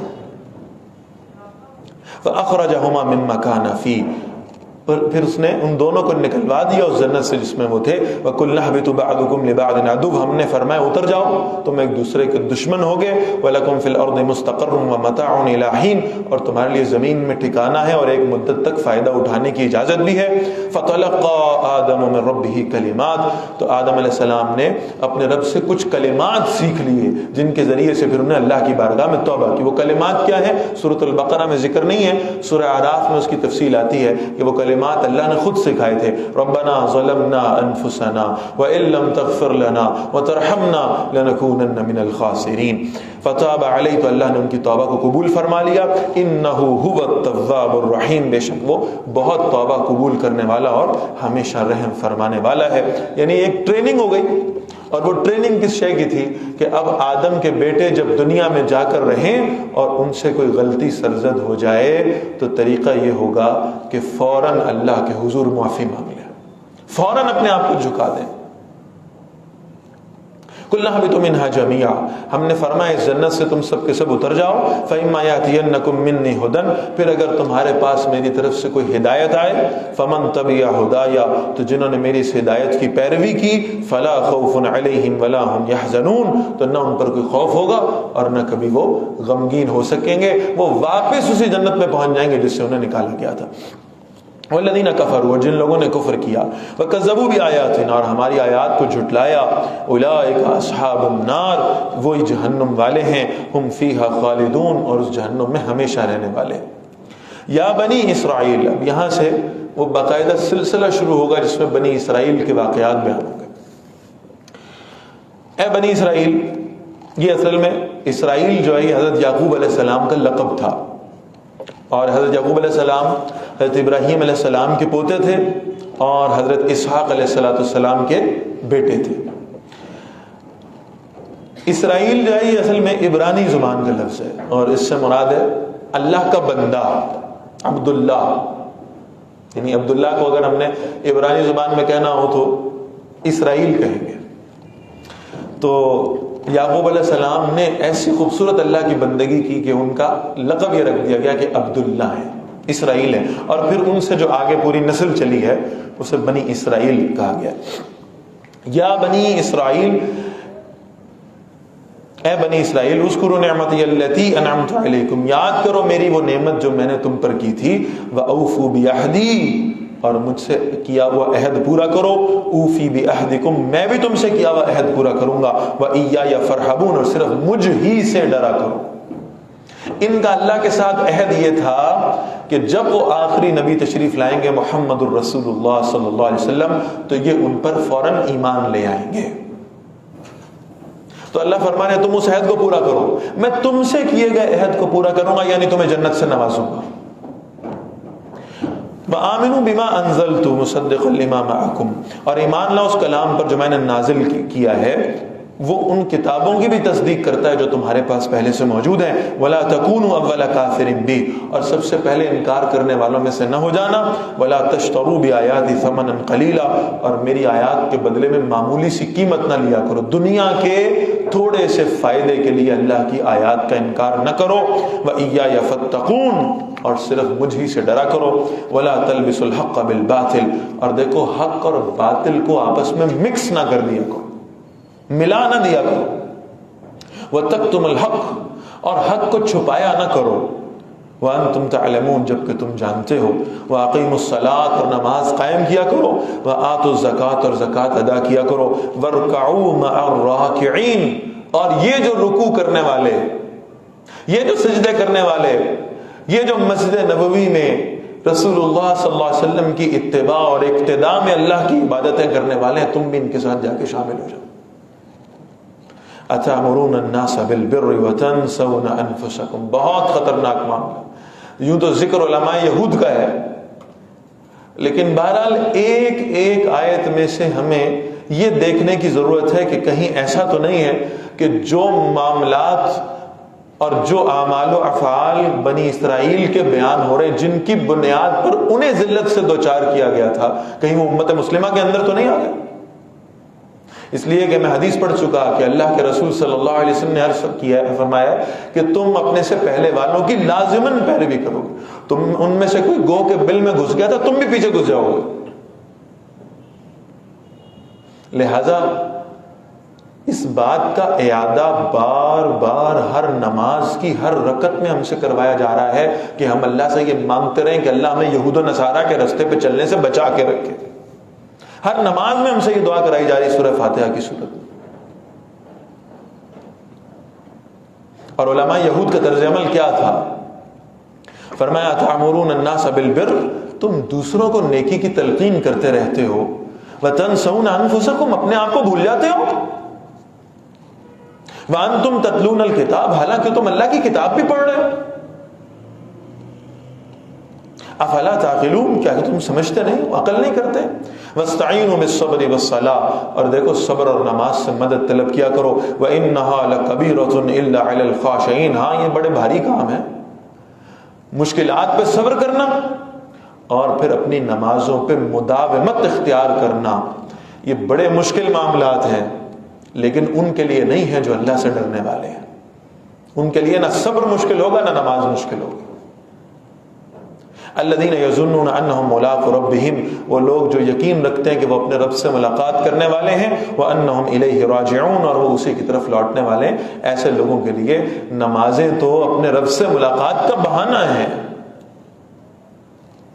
یا بنی اسرائیل، اے بنی اسرائیل والو، اذکروا نعمتی التی انعمت علیکم، یاد کرو میری وہ نعمت جو میں نے تم پر کی تھی، وانی فضلتکم علی العالمین، اور بے شک میں نے تمہیں سارے جہان والوں پر فضیلت عطا فرمائی تھی، وہ فضیلت جو ان سے لے کر اب امت مسلمہ کو دی گئی ہے۔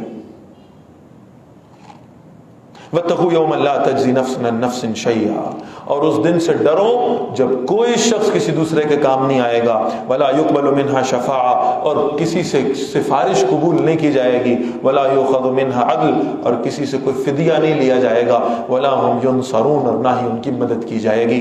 وَإِذْ نَجَّيْنَاكُمْ مِنْ آلِ فِرْعَوْنَ، اب نعمتوں کا ذکر ہو رہا ہے، کیا نعمت اللہ نے اس قوم پہ فرمائی تھی؟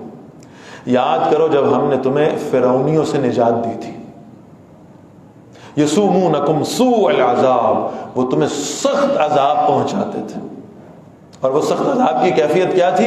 یذبحون ابناءکم، وہ تمہارے بیٹوں کو ذبح کر دیا کرتے تھے، ویستحیون نساءکم، اور تمہاری عورتوں کو زندہ رہنے دیا کرتے تھے۔ اس فرعون کو بتایا گیا تھا کہ تمہاری نسلن بعد نسلن چلنے والی اس بادشاہت کو بنی اسرائیل میں آنے والا ایک نوجوان برباد کر دے گا، ختم کر دے گا۔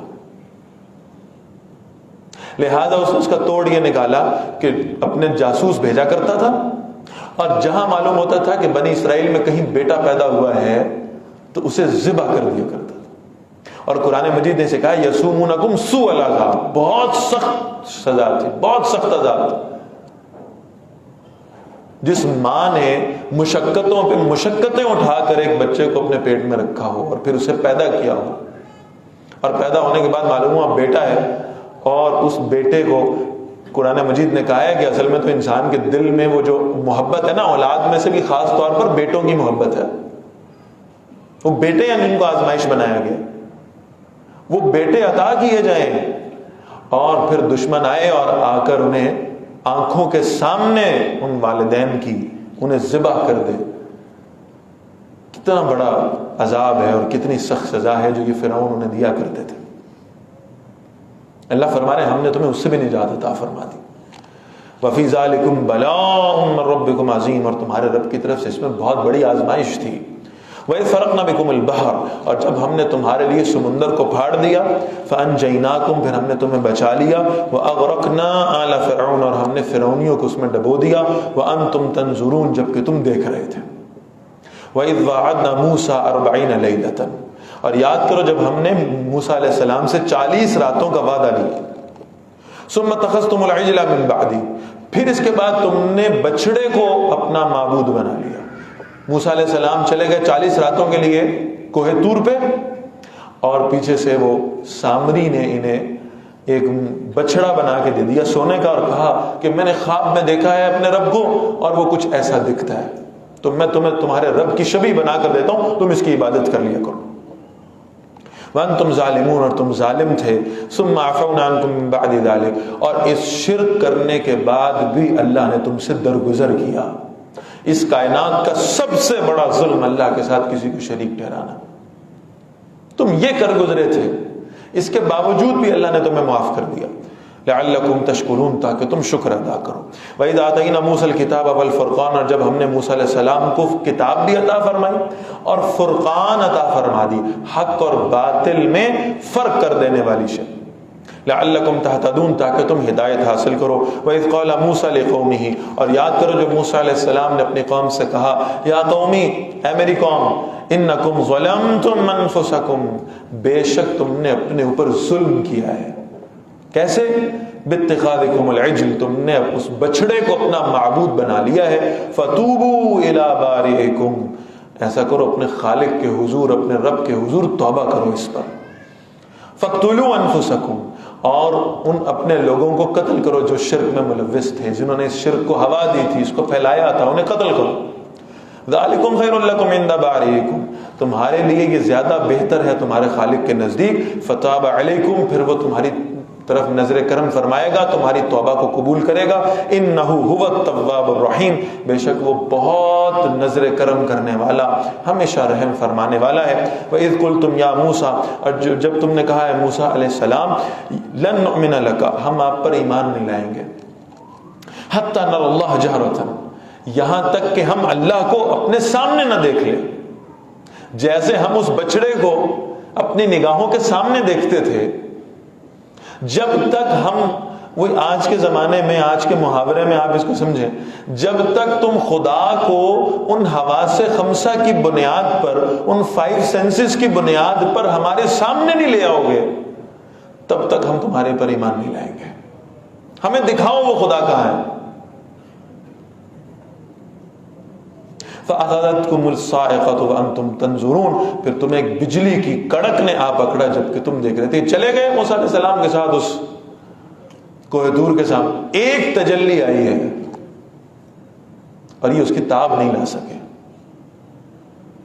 اللہ نے تو پہلے کہہ دیا تھا لن ترانی، تم نہیں دیکھ سکو گے مجھے، تو اللہ کو دیکھنا تو بہرحال بہت بڑی بات، وہ اللہ کی ایک تجلی کو برداشت نہیں کر سکے، اتنا شدید معاملہ تھا کہ موت آ گئی۔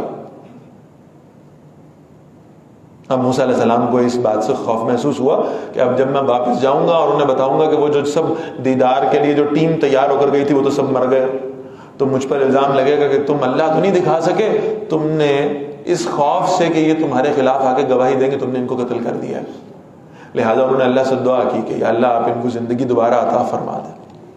تو اللہ فرمانے ثم بعثناکم من بعد موتکم، پھر اللہ نے تمہیں زندہ کیا مرنے کے بعد بھی، لعلکم تشکرون، تاکہ تم اللہ کا شکر ادا کرو، وظللنا علیکم الغمام، اور ہم نے تم پر بادل کا سایہ کیا۔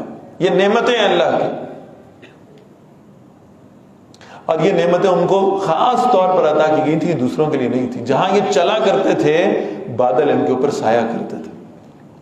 وَأَنزَلْنَا عَلَيْكُمُ الْمَنَّ وَالسَّلْوَىٰ، اور اللہ نے تم پر من اور سلوہ اتارا۔ وہ من کیا ہے؟ وہ شبنم کے قطرے ہوا کرتے تھے جن کے اندر نیچرلی اللہ تعالیٰ نے مٹھاس پیدا فرما دی تھی، اور سلوہ وہ بٹیرے تھے، تازے بھنے ہوئے بٹیرے جو ان کو کھانے کے لیے دیے جاتے تھے، رزق کے لیے ان کو مشقت کی ضرورت نہیں تھی۔ کلوا من طیبات ما رزقناکم، اللہ نے فرمایا یہ جو پاکیزہ چیزیں ہم نے تمہیں عطا کی کھاؤ ان میں سے۔ وما ظلمونا، اور اللہ فرما رہے ہیں انہوں نے ظلم نہیں کیا ہم پر، ولکن کانوا انفسهم یظلمون، لیکن وہ اپنی جانوں پر خود ظلم کرتے رہے۔ جو اللہ کے ساتھ شرک کرتا ہے، اللہ کی شان میں، اللہ کی عظمت میں ایک ذرہ برابر کمی نہیں کر سکتا، خود اپنے نفس پہ ظلم کر رہا ہے، اپنی جان پہ ظلم کر رہا ہے شرک کر کے۔ وَإِذْ قُلْنَا ادْخُلُوا هَٰذِهِ الْقَرْيَةَ، اور جب ہم نے حکم دیا اس بستی میں داخل ہو جاؤ، فَكُلُوا مِنْهَا حَيْثُ شِئْتُمْ رَغَدًا، پھر جہاں سے چاہو جتنا چاہو کھاؤ پیو، اس بستی کے وسائل سے فائدہ اٹھاؤ۔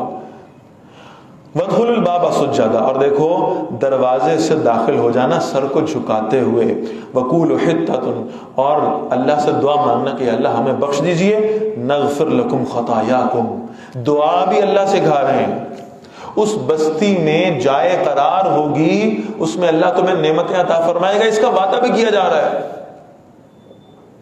اور ساتھ دعا سکھائی جا رہی ہے کہ تم اللہ سے دعا مانگنا، یا اللہ ہمیں بخش دے، تم اتنا کہو گے نا، حتتن، ایک لفظ کہو گے کہ یا اللہ ہمیں بخش دے، نغفر لکم خطایاکم، اللہ فرما رہے ہم اعلان کریں گے کہ ہم نے تمہاری خطاؤں کو معاف کر دیا ہے، وَسَنَزِيدُ الْمُحْسِنِينَ، اور نیکی کرنے والوں کو تو ہم اور زیادہ عطا فرما دیں گے۔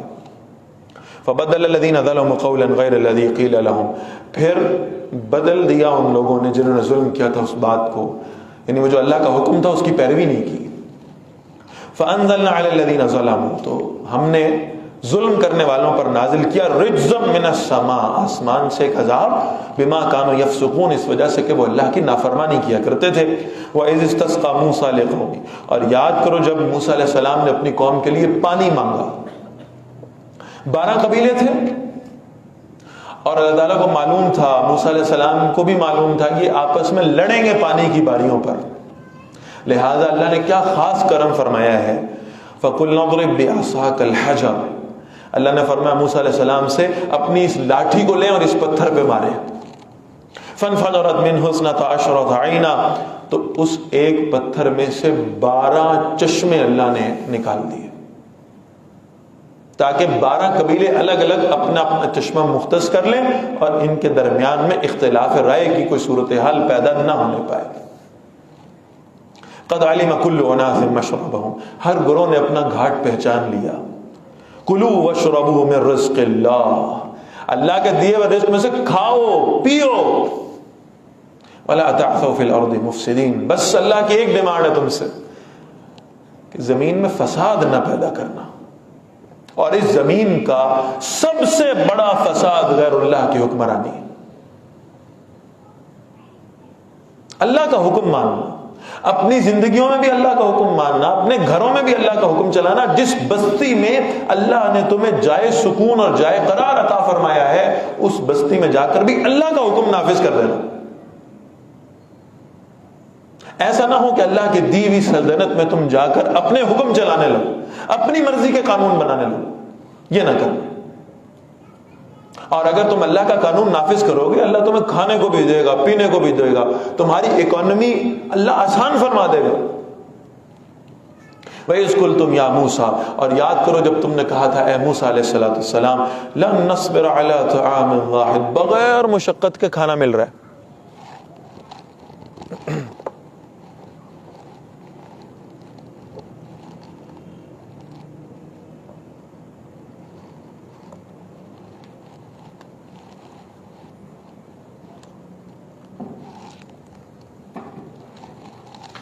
بسم اللہ والآخر، بغیر مشقت کے کھانا مل رہا ہے، لیکن کہہ رہے ہیں موسیٰ علیہ السلام سے، من بھی مل رہا ہے، سلوا بھی مل رہا ہے، پٹیلے مل رہے ہیں بھنے ہوئے تازے۔ اور ناشکری کا عالم یہ ہے، لن نصبر علی طعام واحد، کہہ رہے ہیں موسیٰ علیہ السلام ہم ایک طرح کے کھانے پر صبر نہیں کر سکتے، ہم اکتا گئے ہیں، ہم بیزار ہو گئے ہیں اس سے۔ فَادْعُ لَنَا رَبَّكَ، آپ ذرا ہمارے لیے دعا کیجئے اپنے رب سے۔ کیا دعا کیجئے؟ یخرج لنا مما تنبت الارض، یہ زمین سے اگی ہوئی چیزیں ہمیں عطا فرما، یہ آسمانی رزق ہمیں پسند نہیں ہے، یہ جو شبنم آسمان سے اللہ برسا دیتے ہیں یہ پسند نہیں ہے ہمیں، یہ جو بٹیرے آسمان سے آ جاتے ہیں بھنے ہوئے، یہ پسند نہیں ہے ہمیں زمین کا اناج دیا جائے، من بقلها وكثائها وفومها وعدسها وبصلها، ہمیں ساگ چاہیے، ہمیں ککڑی چاہیے، ہمیں گیہوں، مسور، پیاز چاہیے، ہم ویجیٹیرین بننا چاہتے ہیں۔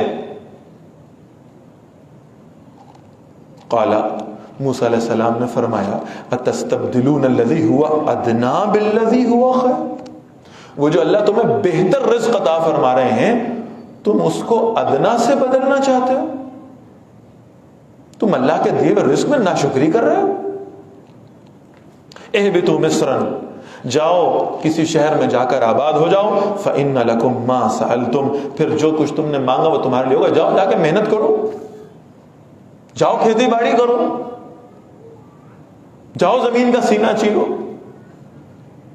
وَضُرِبَتْ عَلَيْهِمُ الذِّلَّةُ وَالْمَسْكَنَةُ وَبَاءُوا بِغَضَبٍ مِّنَ اللَّهِ، اللہ فرما رہے ہیں ان پر ہم نے ذلت، محتاجی، اس کو تھوپ دیا ان پر، اور پھر وہ اللہ کی طرف سے غضب لے کر لوٹے۔ آپ ذرا اس پیرائے کا آغاز دیکھیں اور اختتام دیکھیں۔ ایک طرف کہا جا رہا تھا انی فضلتکم علی العالمین، سارے جہانوں پر تمہیں فضیلت عطا فرمائی، لیکن تم اگر اللہ کا قانون نافذ نہیں کرو گے تو تمہارے اوپر ذلت، مسکنت اور اللہ کا غضب نازل ہوگا۔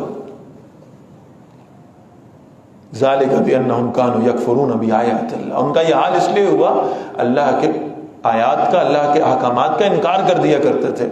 وَيَقْتُلُونَ النَّبِيِّينَ بِغَيْرِ الْحَقِّ، اور اللہ کے نبیوں کو بغیر حق کے قتل کر دیتے تھے. حضور صلی اللہ علیہ وسلم نے فرمایا بنی اسرائیل والوں نے اپنے نبیوں کے ساتھ یہ سلوک کیا کہ اللہ کے نبیوں کو زمین میں گاڑا اور پھر ان کے سر پہ رکھ کر جو آری چلائی ہے تو اللہ کے نبیوں کے جسموں کو 2 حصوں میں تقسیم کر دیا. یہ نبیوں کے ساتھ سلوک کر رہے ہیں. اور ان نبیوں کا جرم کیا تھا؟ کس پاداش میں ان کے ساتھ یہ سلوک کیا گیا؟ اس لیے کہ وہ اللہ وحدہ لا شریک کی طرف دعوت دیا کرتے تھے، اللہ کی توحید بیان کرتے تھے، معبودان باطل کا انکار کرتے تھے. ذالک بما عصوا، اس لیے کہ وہ نافرمانیاں کرتے تھے. وکانوا یعتدون، اور وہ حد سے بڑھ جایا کرتے تھے. ان الذین آمنوا، بے شک وہ لوگ جو ایمان لائے. والذین ہادو، اور وہ جو یہودی ہوئے. اس آیت کے حوالے سے ذرا یاد رکھیں، اس اسلوب کی اور آیات بھی قرآن مجید میں آتی ہیں، اور اس سے پھر بہرحال ہمارے جو جدید دانشور ہیں وہ بڑے غلط قسم کے نتائج برآمد کرنے کی کوشش کرتے ہیں. اللہ فرمانے وہ لوگ جو ایمان لائے یعنی مسلمان ہیں. والذین ہادو، اور وہ جو یہودی ہوئے. والنصارى، اور وہ جو عیسائی ہیں. والصابئین، اور جو صابی ہیں. من آمن باللہ، جو کوئی ایمان لایا اللہ پر. والیوم الاخر، اور آخرت کے دن پر. وعمل صالحا، اس نے اچھا عمل کیا. فلہم اجرہم عند ربہم، تو ایسے لوگوں کے لیے اجر ہے ان کے رب کے پاس. ولا خوف علیہم، ان کے لیے کوئی خوف نہیں ہوگا. ولا ہم یحزنون، اور نہ ہی کبھی وہ غمگین ہوں گے.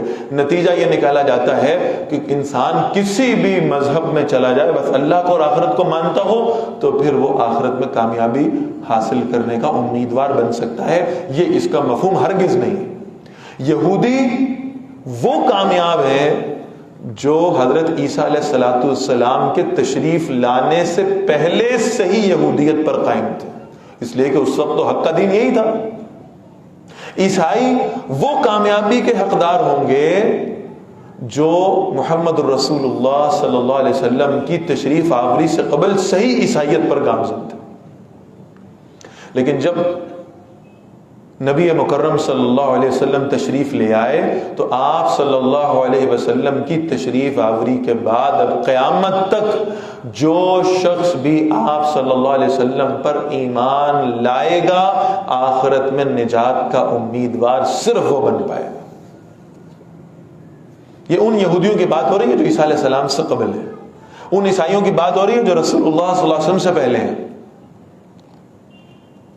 وَإِذْ أَخَذْنَا مِيثَاقَكُمْ، اور یاد کرو جب ہم نے تم سے پختہ وعدہ لیا. وَرَفَعْنَا فَوْقَكُمُ الطُّورَ، اور ہم نے طور پہاڑ کو تم پر بلند کیا. خُذُوا مَا أَعْطَيْنَاكُمْ بِقُوَّةٍ، اور حکم دیا کہ جو ہم نے تمہیں عطا فرمایا اسے مضبوطی سے پکڑ لو. یہ طور پہاڑ ان کے سر پہ بلند کرنے کی وجہ یہ تھی کہ اللہ کی نافرمانیوں کے حوالے سے ان کو ایک عذاب سے ڈرایا جا سکے. یہ بعض حضرات کہتے ہیں کہ یہ الفاظ ہی ہیں، لیکن ایسا نہیں ہے. واقعتاً ان پر اس طور پہاڑ کو بلند کیا گیا تھا اور انہیں ڈرایا گیا تھا کہ اگر تم نے اللہ کی نافرمانی کی تو اس پہاڑ کو تمہارے اوپر گرا دیا جائے گا. وَاذْكُرُوا مَا فِيهِ، اور یاد رکھو جو کچھ اس میں ہے. لَعَلَّكُمْ تَتَّقُونَ، تاکہ تم اللہ کی نافرمانی سے بچ سکو. ثُمَّ تَوَلَّيْتُم مِّن بَعْدِ ذَلِكَ، پھر تم نے پختہ وعدہ کرنے کے باوجود منہ موڑ لیا. فَلَوْلَا فَضْلُ اللَّهِ عَلَيْكُمْ وَرَحْمَتُهُ، اور اللہ کا فضل اور اس کی رحمت اگر تم پر نہ ہوتی. لَكُنتُم مِّنَ الْخَاسِرِينَ، تو تم یقیناً خسارہ پانے والوں میں شامل ہو جاتے. وَلَقَدْ عَلِمْتُمُ الَّذِينَ اعْتَدَوْا مِنْكُمْ فِي السَّبْتِ، اور تم خوب جانتے ہو ان لوگوں کو جنہوں نے اس سبت کے قانون کی نافرمانی کی تھی. یہ سبت کا قانون کیا تھا کہ اللہ نے فرمایا تھا ہفتے کا روز تمہارے لیے عبادت کے طور پہ مختص ہے، اور یہ 3 دن یاد رکھیے گا. یہود کو ہفتے کا دن دیا گیا ہے عبادت کے لیے خاص. اس دن وہ اللہ کی عبادت کے سوا دنیا کا کوئی کام نہیں کر سکتے. نصارہ کو یعنی عیسائیوں کو اتوار کا دن دیا گیا تھا، اور مسلمانوں کے لیے اللہ نے جمعے کا دن رکھا ہے، لیکن وہ اس ترتیب سے کہ جمعے کے دن تم اللہ کی عبادت بھی کرو گے اور تم دنیا کا فضل بھی تلاش کر سکتے ہو جب تم جمعہ پڑھ لو تو. سورۃ الجمعہ میں یہ بات بڑی تفصیل سے آئی. تم جمعہ ادا کر لو تو اس کے بعد تم اللہ کا فضل اپنا رزق تلاش کرنے میں آزاد ہو. اللہ نے تمہیں اس کی اجازت دی ہے. اور صرف معاملہ یہ ہے کہ جمعے کے دن ہی تمہیں یہ عبادت نہیں کرنی بلکہ روزانہ دن میں 5 مرتبہ اللہ کے حضور حاضر ہو کر اللہ کی بندگی کا ثبوت بھی پیش کرنا ہے. تو یہود کو کہا گیا تھا ہفتے کے دن تمہیں اجازت نہیں ہے کہ تم دنیا تلاش کر سکو. اب ہوا معاملہ یہ, اس کی تفصیل آئے گی انشاءاللہ آگے بھی. معاملہ یہ ہوا کہ مچھلیاں پکڑا کرتے تھے یہ, اور پورے ہفتے کے دوران جب ان کے ورکنگ ڈیز تھے, آپ سمجھ لیں سیٹرڈے کے علاوہ, اس دن مچھلیاں کم آتی تھی. اور آزمائش یہ تھی کہ ہفتے والے دن جب مچھلیاں پکڑنے پر پابندی تھی اس وقت مچھلیاں جو ہے نا وہ خوب آتی تھیں اور پانی سے اپنے چہرے باہر نکال کر ان کو شوق دیدار دیا کرتی تھی کہ آؤ اور ہمیں گرفتار کر لو. یہ آزمائش تھی.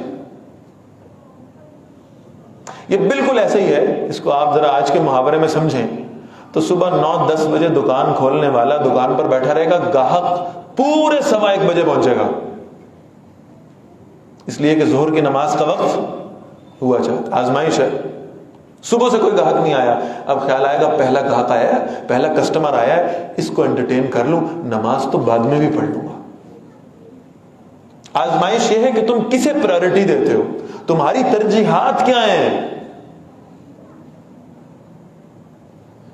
تو ان لوگوں نے, ان یہود نے سب کے قانون کی خلاف ورزی کی, اور وہ یوں کہ انہوں نے اپنے تئیں اللہ کو چکر دینے کی کوشش کی. معاذ اللہ, وہ جال بچھا دیتے تھے جمعے کے دن, ہفتے کو مچھلیاں آتی تھی, اتوار کے روز جا کے پکڑتے تھے, کہتے تھے یا اللہ ہم نے تو ہفتے کے دن تو کوئی کام نہیں کیا. اللہ تعالیٰ کے حکم کی خلاف ورزی, اور اس پر پھر ان کا انجام کیا ہوا ہے, بڑے شدید الفاظ ہیں. فَقُلْنَا لَهُمْ, تو ہم نے ان سے کہا كُونُوا قِرْدَةً خَاسِعِينَ, اللہ کی نافرمانی کی سزا یہ ہے کہ اب تم پھٹکارے ہوئے ذلیل ہوئے بندر بن جاؤ. ان کی شکلیں تبدیل کر دی گئی, بندر بنا دیا گیا ان کو. ہو سکتا ہے کہ کوئی ڈارون کے آباء و اجداد بھی شاید انہی لوگوں میں سے ہوں جن کے بارے میں وہ گمان کرتا ہے کہ انسان پہلے بندر میں سے تھا, لیکن بہرحال یہ بالکل واضح بات ہے کہ اللہ نے ان کے چہرے تبدیل کر دیے تھے. فَجَعَلْنَاهَا نَقَالًا لِمَا بَيْنَ يَدَيْهَا, پھر ہم نے اس سزا کو عبرت بنایا ان کے لیے جو ان کے سامنے تھے, وَمَا خَلْفَهَا, جو اس کے بعد آنے والے تھے, وَمَوْعِظَةً لِلْمُتَّقِينَ, اور یہ نصیحت ہے تقوی اختیار کرنے والوں کے لیے. وَإِذْ قَالَ مُوسَىٰ لِقَوْمِهِ, اور یاد کرو جب موسیٰ علیہ السلام نے کہا اپنی قوم سے, إِنَّ اللَّهَ يَأْمُرُكُمْ أَن تَذْبَحُوا بَقَرَةً, بے شک اللہ تمہیں حکم دیتا ہے کہ گائے کو ذبح کرو. قَالُوا أَتَتَّخِذُونَا هُزُوًا, انہوں نے کہا آپ ہم سے مذاق کر رہے ہیں. اچھا اب یہ ذرا 2 باتیں اس آیت کے حوالے سے سمجھ لیں غور سے. پہلی بات یہ تھی کہ یہ جو بچڑے کا واقعہ ہوا تھا وہ سونے کا بچڑا بنایا گیا تھا, اس کی عبادت کرتے تھے. تو موسیٰ علیہ السلام واپس آئے, انہوں نے اس پر غصے کا اظہار کیا, اس بچڑے کو بھی ضائع کروا دیا. اس کے بعد اس قوم میں گائے پیدا ہوئی, اور یہ گائے تقریباً گولڈن کلر کی تھی, یہ جو زردی مائل سنہرا رنگ ہے. اور انہیں گمان ہونا شروع ہو گیا کہ شاید یہ گائے بھی اسی بچڑے سے یعنی ہمارے نام نہاد خدا سے کوئی مناسبت رکھتی ہے. لہذا انہوں نے اس گائے کو خاص پروٹوکول دینا شروع کر دیا. اس کو چارہ کھلانا یہ اپنی سعادت سمجھا کرتے تھے, اس سے کوئی مشقت کا کام بھی نہیں لیتے تھے, اس کی خدمت کیا کرتے تھے. اسی گائے پر اس سورہ مبارکہ کا نام ہے بقرہ. تو موسیٰ علیہ السلام نے آ کر کہا کہ اللہ فرما رہے ہیں ایک گائے کو اللہ کے راستے میں ذبح کرو. یہیں تک رکے رہتے, خاموشی سے اللہ کا حکم مانتے, کوئی گائے پکڑتے ذبح کرتے اور فارغ ہو جاتے. آسان کام ہوتا. قالوا اتتخذونا ہزوا, انہوں نے کہا مذاق کر رہے ہیں موسیٰ ہمارے ساتھ, مذاق کر رہے ہیں. اب ذرا موسیٰ علیہ السلام کا جواب سن لیں, اور یہ میرے آپ کے لیے بہت اہم ہے سمجھنا. قال, موسیٰ علیہ السلام نے فرمایا اعوذ باللہ ان اکون من الجاہلین, اللہ کے حکموں میں مذاق کر کے میں جاہلوں میں شمار نہیں ہونا چاہتا, میں اللہ کی پناہ مانگتا ہوں. اس شاعر اللہ میں مذاق اور ان کی توہین یہ انسان کو جہالت کے راستے پہ لے جاتی ہے. کتنا آسان ہے شاعر اللہ پہ جو ہے نا وہ لطیفے بنانا، اہل دین کی تضحیق پر لطیفے بنانا، اللہ کے احکامات کا مذاق اڑانا کتنا آسان بنا دیا گیا آج کے دور میں. موسیٰ علیہ السلام جیسے اولو العزم پیغمبر اللہ کی پناہ مانگ رہے ہیں کہ کہیں میں جاہلوں میں شمار نہ ہو جاؤں کہ میں اللہ کے احکامات کو مذاق کے طور پہ بیان کروں. قالوا ادع لنا ربک، کہنے لگے اچھا ذرا اپنے رب سے درخواست کر لیں ہمارے لیے، یبین لنا ما ہی، ذرا واضح کر دیں ہمارے لیے کہ وہ گائے کیا ہے. قال انہ یقول، موسیٰ علیہ السلام نے کہا بے شک اللہ فرماتے ہیں انہا بقرۃ، ایک گائے ہے وہ ایسی ہو لا فارض ولا بکر، نہ بوڑھی ہو اور نہ بالکل چھوٹی عمر کی، بچیاں بھی نہ ہو اور بوڑھی بھی نہیں. عوان بین ذالک، ان کے درمیان بالکل اوسط عمر کی گائے ہو. ففعلوا ما تؤمرون، آپ ذرا دیکھیے اللہ کے پیغمبر کی اپنی امت سے محبت کیا ہے، ساتھ ساتھ نصیحت کر رہے ہیں. ففعلوا ما تؤمرون، جو حکم ہو رہا ہے کر دو، مزید سوال مت پوچھو، غیر ضروری تفصیلات میں اپنے آپ کو مت الجھاؤ، جو اللہ کا حکم ہے یہ کر گزرو.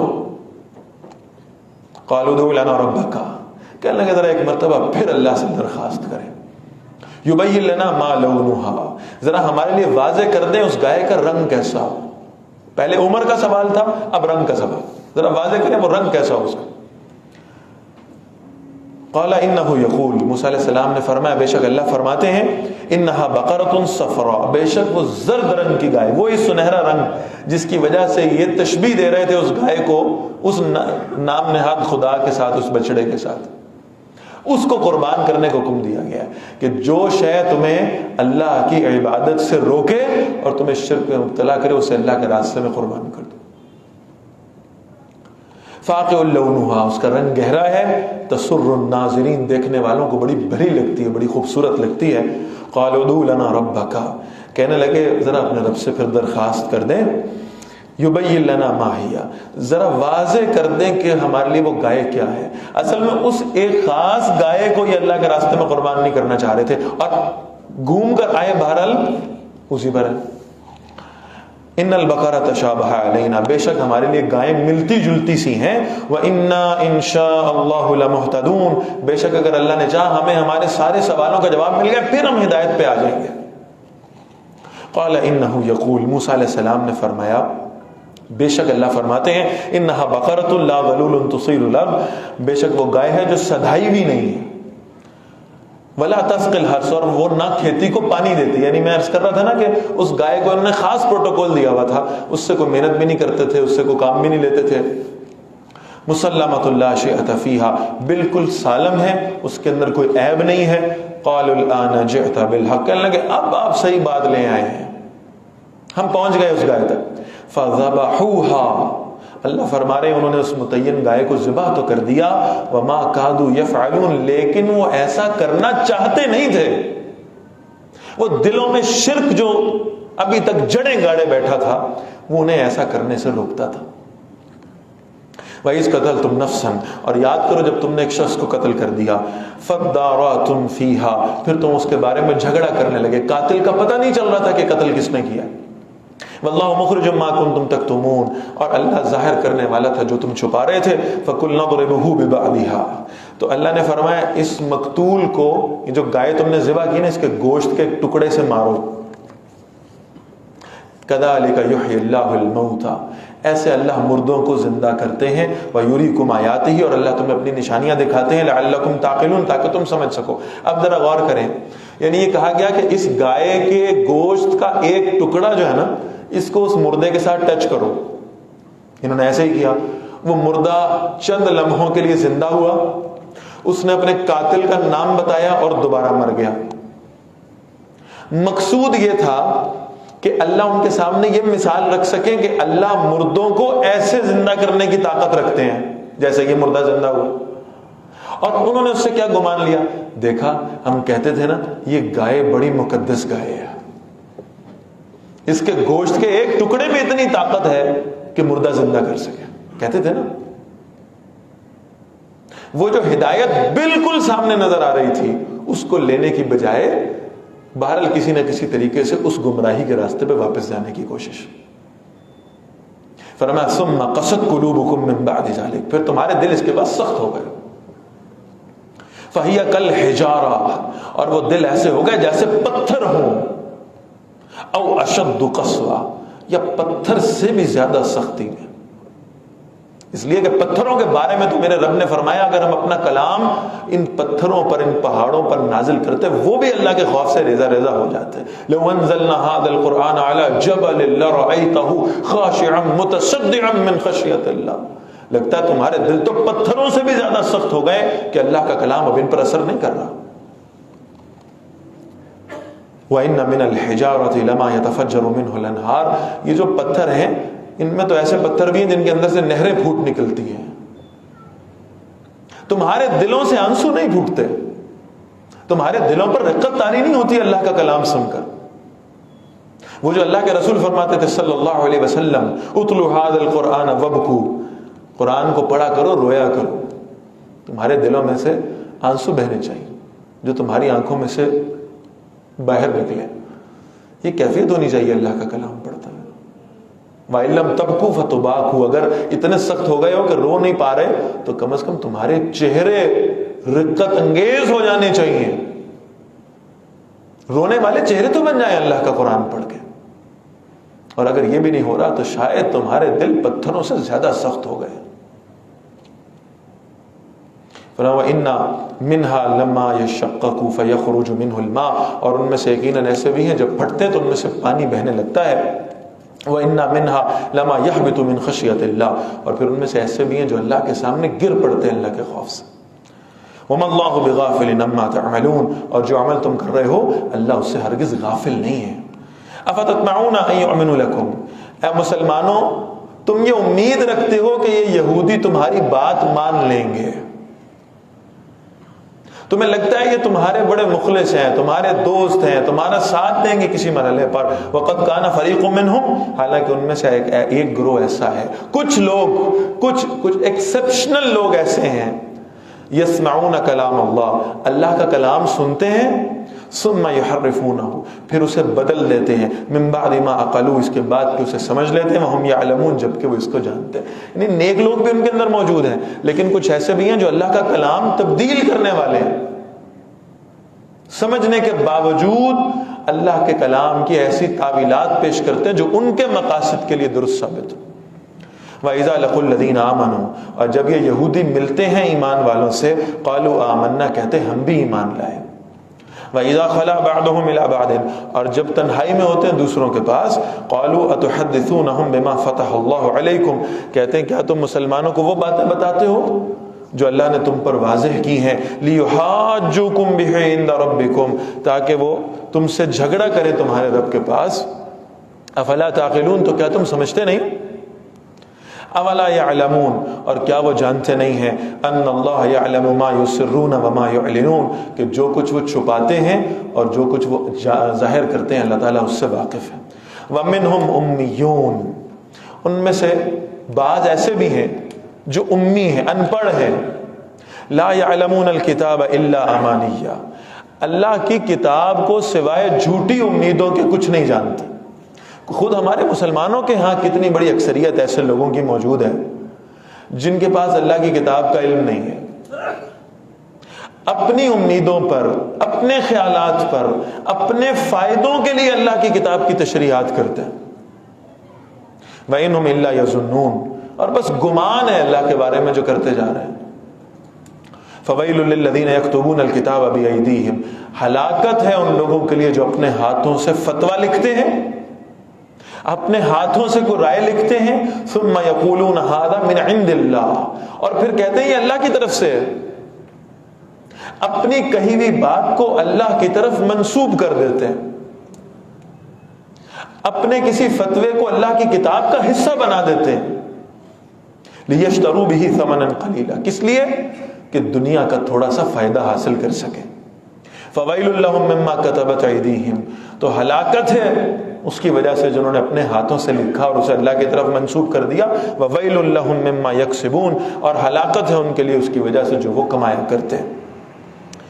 اب ذرا اگلی بات اور بڑی پریشان کن بات ہے ہمارے لیے بھی.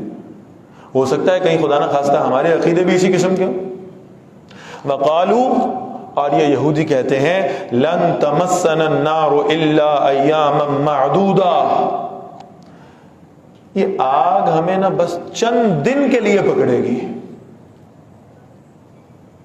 اصل میں تو ہم اللہ کے پیارے ہیں، کچھ گناہ کر بھی لیں گے ان کی وجہ سے، کچھ دن کے لیے جہنم میں رہیں گے، کچھ دن کی سزا برداشت کر لیں گے، بالآخر تو ہم نے جنت ہی میں جانا ہے. لہذا کوئی بات نہیں، گناہ کرتے رہو. اور یہ یاد رکھیے اللہ کے رسول فرماتے ہیں صلی اللہ علیہ وسلم، جس کے دل میں رتی برابر ایمان بھی ہوگا بہرحال وہ بھی بالآخر جنت میں چلا جائے گا اپنے گناہوں کی سزا بھگت کر.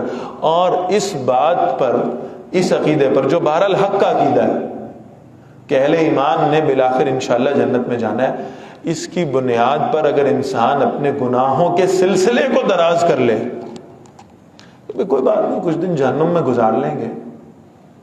تو ذرا ایک حدیث سن لیجئے، ہلا ڈالنے والی حدیث. اللہ کے رسول صلی اللہ علیہ وسلم فرماتے ہیں ایک شخص ایسا ہوگا جو جنت میں جب سارے جنتی اب نعمتوں سے لطف اندوز ہوتے ہوں گے، ایک شخص ان کے پاس لایا جائے گا، ایک آگ کا گولا ہوگا جس کے اندر سے دھواں اٹھتا ہوگا، وہ سلگتا ہوگا اور وہ جنت کے اندر لا کے پھینکا جائے گا. جنتی اللہ سے درخواست کریں گے، اللہ اتنی خوبصورت جنت میں یہ کیا ہے، یہ کیا شے ہے؟ یہ ایک ایسا گولا تھا جس میں سے آگ اٹھ رہی ہے، جس میں سے انگارے بنے ہوئے ہیں، جس میں سے دھواں اٹھتا ہے، جو سلگ رہا ہے، جو سیاہ ہو چکا ہے جل کے، یہ کیا شے ہے جنت میں؟ اللہ تعالیٰ جواب دیں گے یہ میرا وہ بندہ ہے جسے اپنے گناہوں کی پاداش میں صرف ایک دن جہنم میں رہنے کی سزا ملی تھی. جب دنیا کی آگ کو ہم چند لمحوں کے لیے اپنے جسم کے کسی ایک حصے پہ برداشت نہیں کر سکتے تو یہ ہمت اور جرت اور طاقت ہم میں کیسے آتی ہے کہ ہم یہ جملہ بول لیتے ہیں کہ کوئی بات نہیں، کچھ دن جہنم میں رہ لیں گے، پھر بالآخر جنت میں جانا ہی ہے. ہم تو اللہ کے لاڈلے ہیں، جنت کا تو ہم نے ٹھیکہ لے رکھا ہے. لن تمسنا النار الا ایاما معدودا، یہ کہتے ہیں بس تھوڑے دن جہنم ہمیں چھوئے گی. کل، اے نبی صلی اللہ علیہ وسلم ان سے پوچھئے اتخذتم عند اللہ عہدا، کیا تم نے اللہ سے کوئی وعدہ لیا ہوا؟ فلن یخلف اللہ وعدہ، کہ پھر اللہ اپنے وعدے کے خلاف نہیں کرے گا. ام تقولون علی اللہ ما لا تعلمون، یا تم اللہ کے بارے میں ایسی بات کہتے ہو جو تم جانتے نہیں. کو اللہ سے کانٹریکٹ کر کے آئے ہو جنت کا؟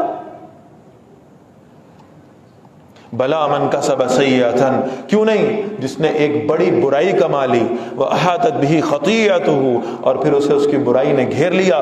فاولئک اصحاب النار، وہی لوگ ہیں جو جہنم والے ہیں. ہم فیہا خالدون، اس میں ہمیشہ رہنے والے. اللہ ہمیں ان لوگوں سے محفوظ فرمائے. والذین آمنوا، اور وہ لوگ جو ایمان لائے، وعملوا الصالحات، انہوں نے اچھے عمل کیے، اولئک اصحاب الجنہ، وہی جنت والے ہیں. ہم فیہا خالدون، اس جنت میں ہمیشہ رہنے والے ہیں. اللہ ہمیں ان لوگوں میں شامل فرما دے. وَإِذْ أَخَذْنَا مِيثَاقَ بَنِي إِسْرَائِيلَ، اور یاد کیجئے جب ہم نے بنی اسرائیل والوں سے ایک پختہ عہد لیا تھا.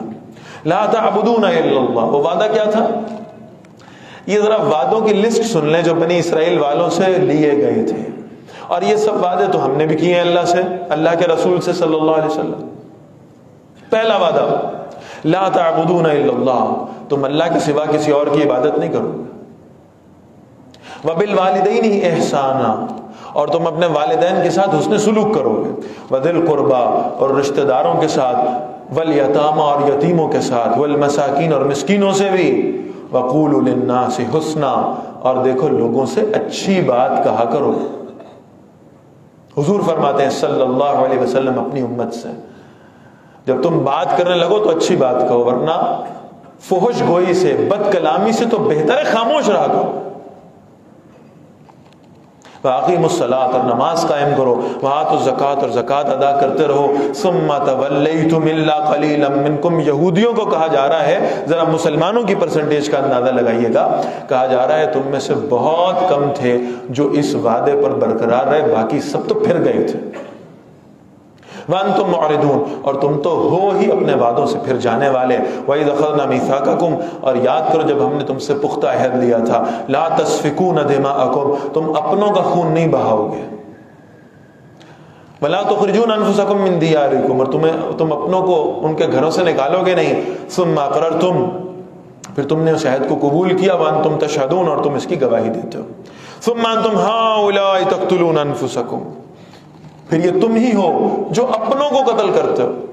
وَتُخْرِجُونَ فَرِيقًا مِّنكُم مِّن دِيَارِهِمْ، اور اپنوں ہی میں سے ایک گروہ کو ان کے گھروں میں سے نکال دیتے ہو. تظاہرون علیہم بالاسم والعدوان، ان پر گناہ اور زیادتی کے ساتھ چڑھائی کرتے ہو. وَإِن يَأْتُوكُمْ أُسَارَىٰ، اور اگر وہ تمہارے پاس قیدی بن کر آئیں تُفَادُوهُمْ، تم ان کا فدیہ لیتے ہو. وَهُوَ مُحَرَّمٌ عَلَيْكُمْ إِخْرَاجُهُمْ، حالانکہ ان کا نکالنا ہی تم پر حرام تھا. پہلے انہیں تم ان کے گھروں سے باہر نکالتے ہو اور پھر انہیں واپس آنے کا فدیہ ان سے وصول کرتے ہو. اور بڑی خطرناک بات پھر کہہ رہا ہوں کہ امت مسلمہ کو یہ سوچنے کی ضرورت ہے. افتؤمنون ببعض الکتاب وتکفرون ببعض، کیا تم اللہ کی کتاب کی بعض باتوں کو مانتے ہو، بعض کا انکار کر دیتے ہو؟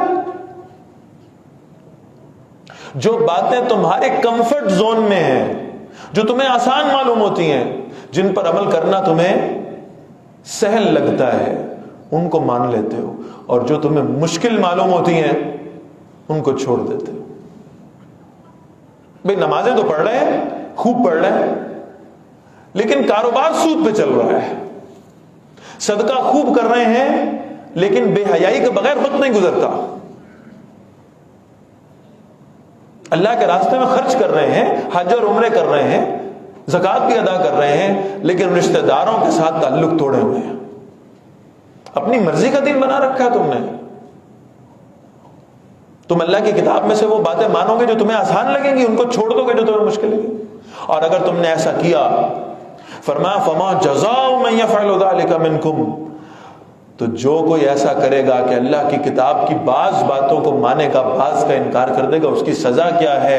الا خزي في الحیات الدنیا، دنیا میں تو ہم اسے ذلیل کر کے رکھیں گے. وَيَوْمَ الْقِيَامَةِ يُرَدُّونَ إِلَىٰ أَشَدِّ الْعَذَابِ، اور قیامت کے دن وہ بڑے شدید عذاب کی طرف لوٹائے جائیں گے. وَمَا اللَّهُ بِغَافِلٍ عَمَّا تَعْمَلُونَ، اور جو کچھ تم کر رہے ہو اللہ اس سے بے خبر نہیں ہے. یہ دین کے اوپر جزوی عمل، بعض چیزوں کو لینا اور بعض کا انکار کر دینا اللہ کے نزدیک قابل قبول نہیں ہے. دنیا میں بھی رسوائی ہے اور آخرت میں بھی شدید عذاب ہے. اللہ ہمیں اس سے محفوظ رکھے. اولئک الذین اشتروا الحیاۃ الدنیا بالآخرہ، یہی وہ لوگ ہیں جنہوں نے دنیا کی زندگی خرید لی آخرت کے بدلے میں. فلا یخفف عنہم العذاب، ان پر سے اس عذاب کو ہلکا نہیں کیا جائے گا. ولا هم ینصرون، اور نہ ہی ان کی مدد کی جائے گی. وَلَقَدْ آتَيْنَا مُوسَى الْكِتَابَ، اور یقیناً ہم نے موسیٰ علیہ السلام کو کتاب عطا فرمائی. وَقَفَّيْنَا مِن بَعْدِهِ بِالرُّسُلِ، اور ہم نے ان کے بعد ان کے پیچھے بھی پھر بار بار رسول بھیجے. وَآتَيْنَا عِیسَىٰ ابْنَ مَرْیَمَ الْبَیِّنَاتِ، اور ہم نے عیسیٰ ابن مریم علیہ السلام کو روشن نشانیاں عطا فرمائی. وَأَيَّدْنَاهُ بِرُوحِ الْقُدُسِ، اور پھر ہم نے پاکیزہ روح کے ساتھ یعنی جبرائیل علیہ السلام کے ذریعے سے ان کی مدد فرمائی. أَفَكُلَّمَا جَاءَكُمْ رَسُولٌ بِمَا لَا تَهْوَىٰ أَنفُسُكُمُ اسْتَكْبَرْتُمْ، تو کیا جب اللہ کے رسول تمہارے پاس آئے اور ایسا حکم لے کر آئے جو تمہیں پسند نہیں تھا، جو تمہارے لیے آسان نہیں تھا، جو تمہاری خواہش کے مطابق نہیں تھا، جس پر تمہارے نفس گراں سمجھتے تھے جس حکم کو، استکبرتم، تم نے اس پر تکبر کیا. اور تکبر کیا ہے؟ کہ اللہ کے رسول کے حکم کے مقابلے میں اپنی مرضی چلانا، اپنے نفس کی بات کو ماننا، اپنی خواہش کو ترجیح دینا، یہ تکبر ہے. فَفَرِيقًا كَذَّبْتُمْ، تو ایک گروہ کو تو تم نے جھٹلا دیا اللہ کے پیغمبروں میں سے. وَفَرِيقًا تَقْتُلُونَ، اور ایک گروہ کو تو تم قتل کرتے رہے ہو. وَقَالُوا قُلُوبُنَا غُلْفٌ، اور یہ یہودی کہتے ہیں ہمارے دل تو غلافوں میں ہیں، لپٹے ہوئے غلافوں کے اندر، ہم تک تو اللہ کی بات پہنچتی نہیں. بھئی صاف ظاہر ہے تم اللہ کی کتاب کو غلافوں میں لپیٹ کر رکھ دو، تمہارے دل غلافوں میں لپٹ جائیں گے. کیا مسلمان یہی پریکٹس نہیں کرتے؟ کیا ہمارے گھروں میں اللہ ماشاءاللہ اللہ کی کتاب بہترین ریشمی غلافوں کے اندر لپیٹ کر کسی اونچی جگہ پر تعظیماً رکھ دی گئی ہے، اور ان غلافوں کو کھول کر پڑھنا تو درکنار، سمجھنا تو درکنار، ہم تو انہیں کھولنا بھی مناسب نہیں سمجھتے. ہمارے پاس وقت نہیں ہے اللہ کی کتاب کے لیے. تو ایسی قوم کا حال تو یہی ہوتا ہے جو اللہ کی کتاب کو غلافوں میں لپیٹ کر رکھ دیں، اللہ ان کے دلوں کو غلافوں میں لپیٹ دیتا ہے، پھر حق کی بات ان کے دلوں تک پہنچ نہیں سکتی. آپ کتاب اللہ کا غلاف کھولیے، آپ کے دل پر گمراہی کے پردے خود بخود چاک ہوتے جائیں گے. بل لعنہم اللہ بکفرہم، بلکہ اللہ نے ان پر ان کے کفر کی وجہ سے لعنت کی ہے. فقلیلا ما یؤمنون، بس بہت کم ہیں جو ایمان لاتے ہیں. وَلَمَّا جَاءَهُمْ كِتَابٌ مِّنْ عِنْدِ اللَّهِ، اور جب ان کے پاس کتاب آئی اللہ کی جانب سے، مُصَدِّقٌ لِمَا مَعَهُمْ، جو ان کتابوں کی تصدیق کرتی ہے جو ان کے پاس پہلے سے موجود ہیں.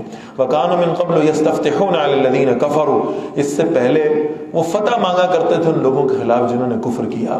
فَلَمَّا جَاءَهُمْ مَا عَرَفُوا كَفَرُوا بِهِ، تو جب ان کے پاس وہ نبی آ گئے صلی اللہ علیہ وسلم جنہیں انہوں نے پہچان لیا تو خود انکار کرنے لگے. پہلے اللہ سے دعائیں کرتے تھے کہ یا اللہ ہم آپ کے ماننے والے ہیں، ہمیں کافروں پر فتح نصیب فرما دے، اور رسول اللہ صلی اللہ علیہ وسلم کا انکار کر کے تو یہ خود کافروں میں شمار ہو گئے ہیں.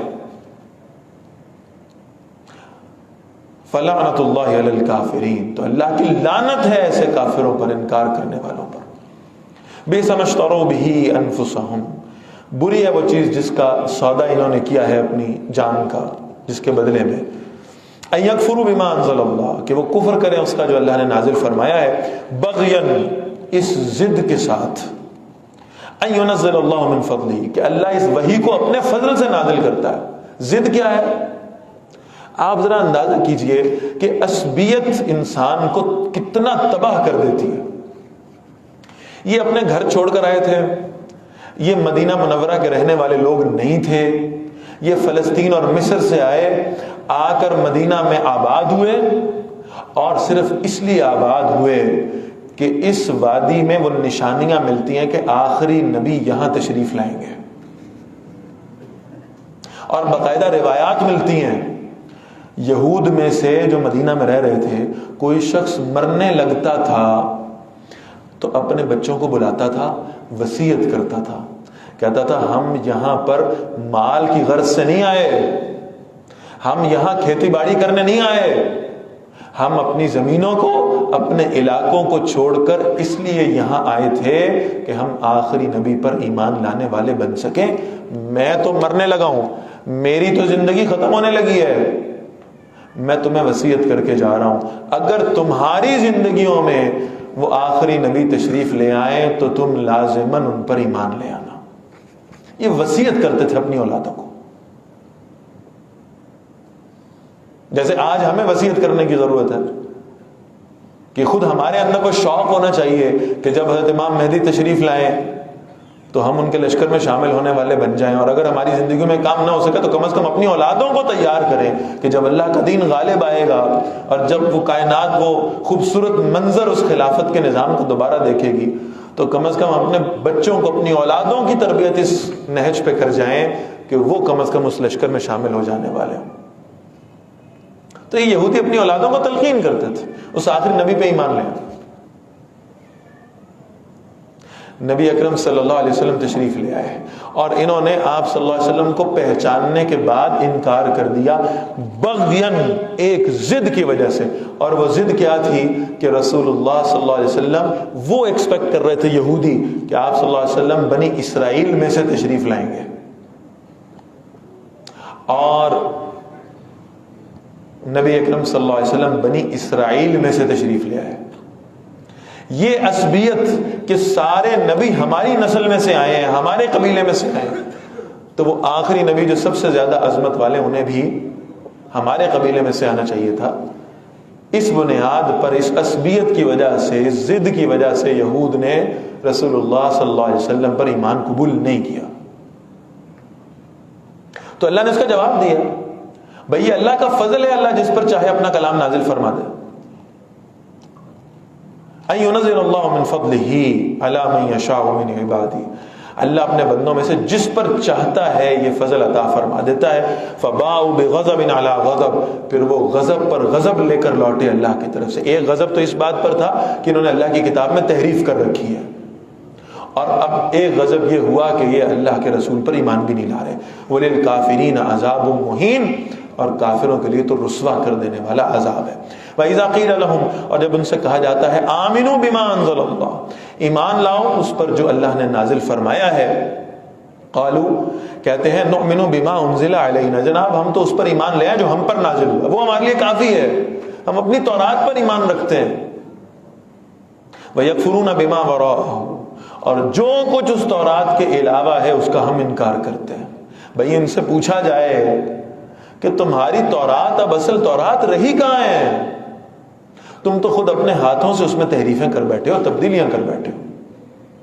وَهُوَ الْحَقُّ مُصَدِّقًا لِمَا مَعَهُمْ، حالانکہ یہ جو کتاب اللہ ہے، جو قرآن مجید ہے، یہ تو حق ہے، تصدیق کرتا ہے ان کتابوں کی جو اس سے پہلے نازل ہوئی ہیں. قل، اے نبی صلی اللہ علیہ وسلم ان سے کہیے فَلِمَ تَقْتُلُونَ أَنْبِيَاءَ اللَّهِ مِنْ قَبْلِ، تو تم اس سے پہلے پھر اللہ کے نبیوں کو قتل کیوں کرتے تھے؟ ان کنتم مومنین، اگر تم واقعی ایمان والے ہو. وَلَقَدْ جَاءَكُم مُوسَىٰ بِالْبَيِّنَاتِ، اور یقیناً تمہارے پاس موسیٰ علیہ السلام تشریف لائے تھے روشن دلیلوں کے ساتھ. ثُمَّ اتَّخَذْتُمُ الْعِجْلَ مِن بَعْدِي، پھر تم نے بچڑے کو معبود بنا لیا. وَأَنْتُمْ ظَالِمُونَ، اور تم ظلم کرنے والے تھے. وَإِذْ أَخَذْنَا مِيثَاقَكُمْ، اور یاد کرو جب ہم نے تم سے ایک پختہ وعدہ لیا. وَرَفَعْنَا فَوْقَكُمُ الطُّورَ، اور تم پر طور پہاڑ کو بلند کر دیا. خُذُوا مَا آتَيْنَاكُمْ بِقُوَّةٍ وَاسْمَعُوا، اور ہم نے حکم دیا جو کچھ ہم نے تمہیں عطا کیا اسے مضبوطی سے پکڑو، اللہ کے حکموں کی اطاعت کرو. وَاسْمَعُوا، اور سنو. اور یہاں مراد کیا ہے؟ اللہ کے حکم کو سنو اور اس کی اطاعت کرو. قالو، کہنے لگے سمعنا وعصینا، کہنا چاہیے تھا سمعنا واطعنا، ہم نے اللہ کا حکم سنا اس کی اطاعت کی. کہنے لگے ہم نے سنا اور نافرمانی کی. ہم نہیں مانتے، سن لیں گے مانیں گے نہیں. وَأُشْرِبُوا فِي قُلُوبِهِمُ الْعِجْلَ بِكُفْرِهِمْ، اور ان کے کفر کی وجہ سے ان کے دلوں میں وہ بچڑے کی محبت ڈال دی گئی تھی. قُلْ بِئْسَ مَا يَعْمُرُكُمْ بِهِ إِيمَانُكُمْ، فرمائیے بہت بری چیز ہے یہ جو تمہارا عقیدہ جس کا تمہیں حکم دے رہا ہے. ان کنتم مومنین، اگر تم واقعی ایمان والے ہو. سورۃ البقرہ آیت نمبر 93 تک ہم نے پڑھ لیا ہے. 15 منٹ کی ہم بریک کریں گے. آپ سے گزارش ہے کہ پورے 15 منٹ کے بعد اپنی نشستوں پر تشریف لے آئیں تاکہ ہم بر وقت اپنے دوسرے سیشن کا آغاز کر سکیں انشاءاللہ.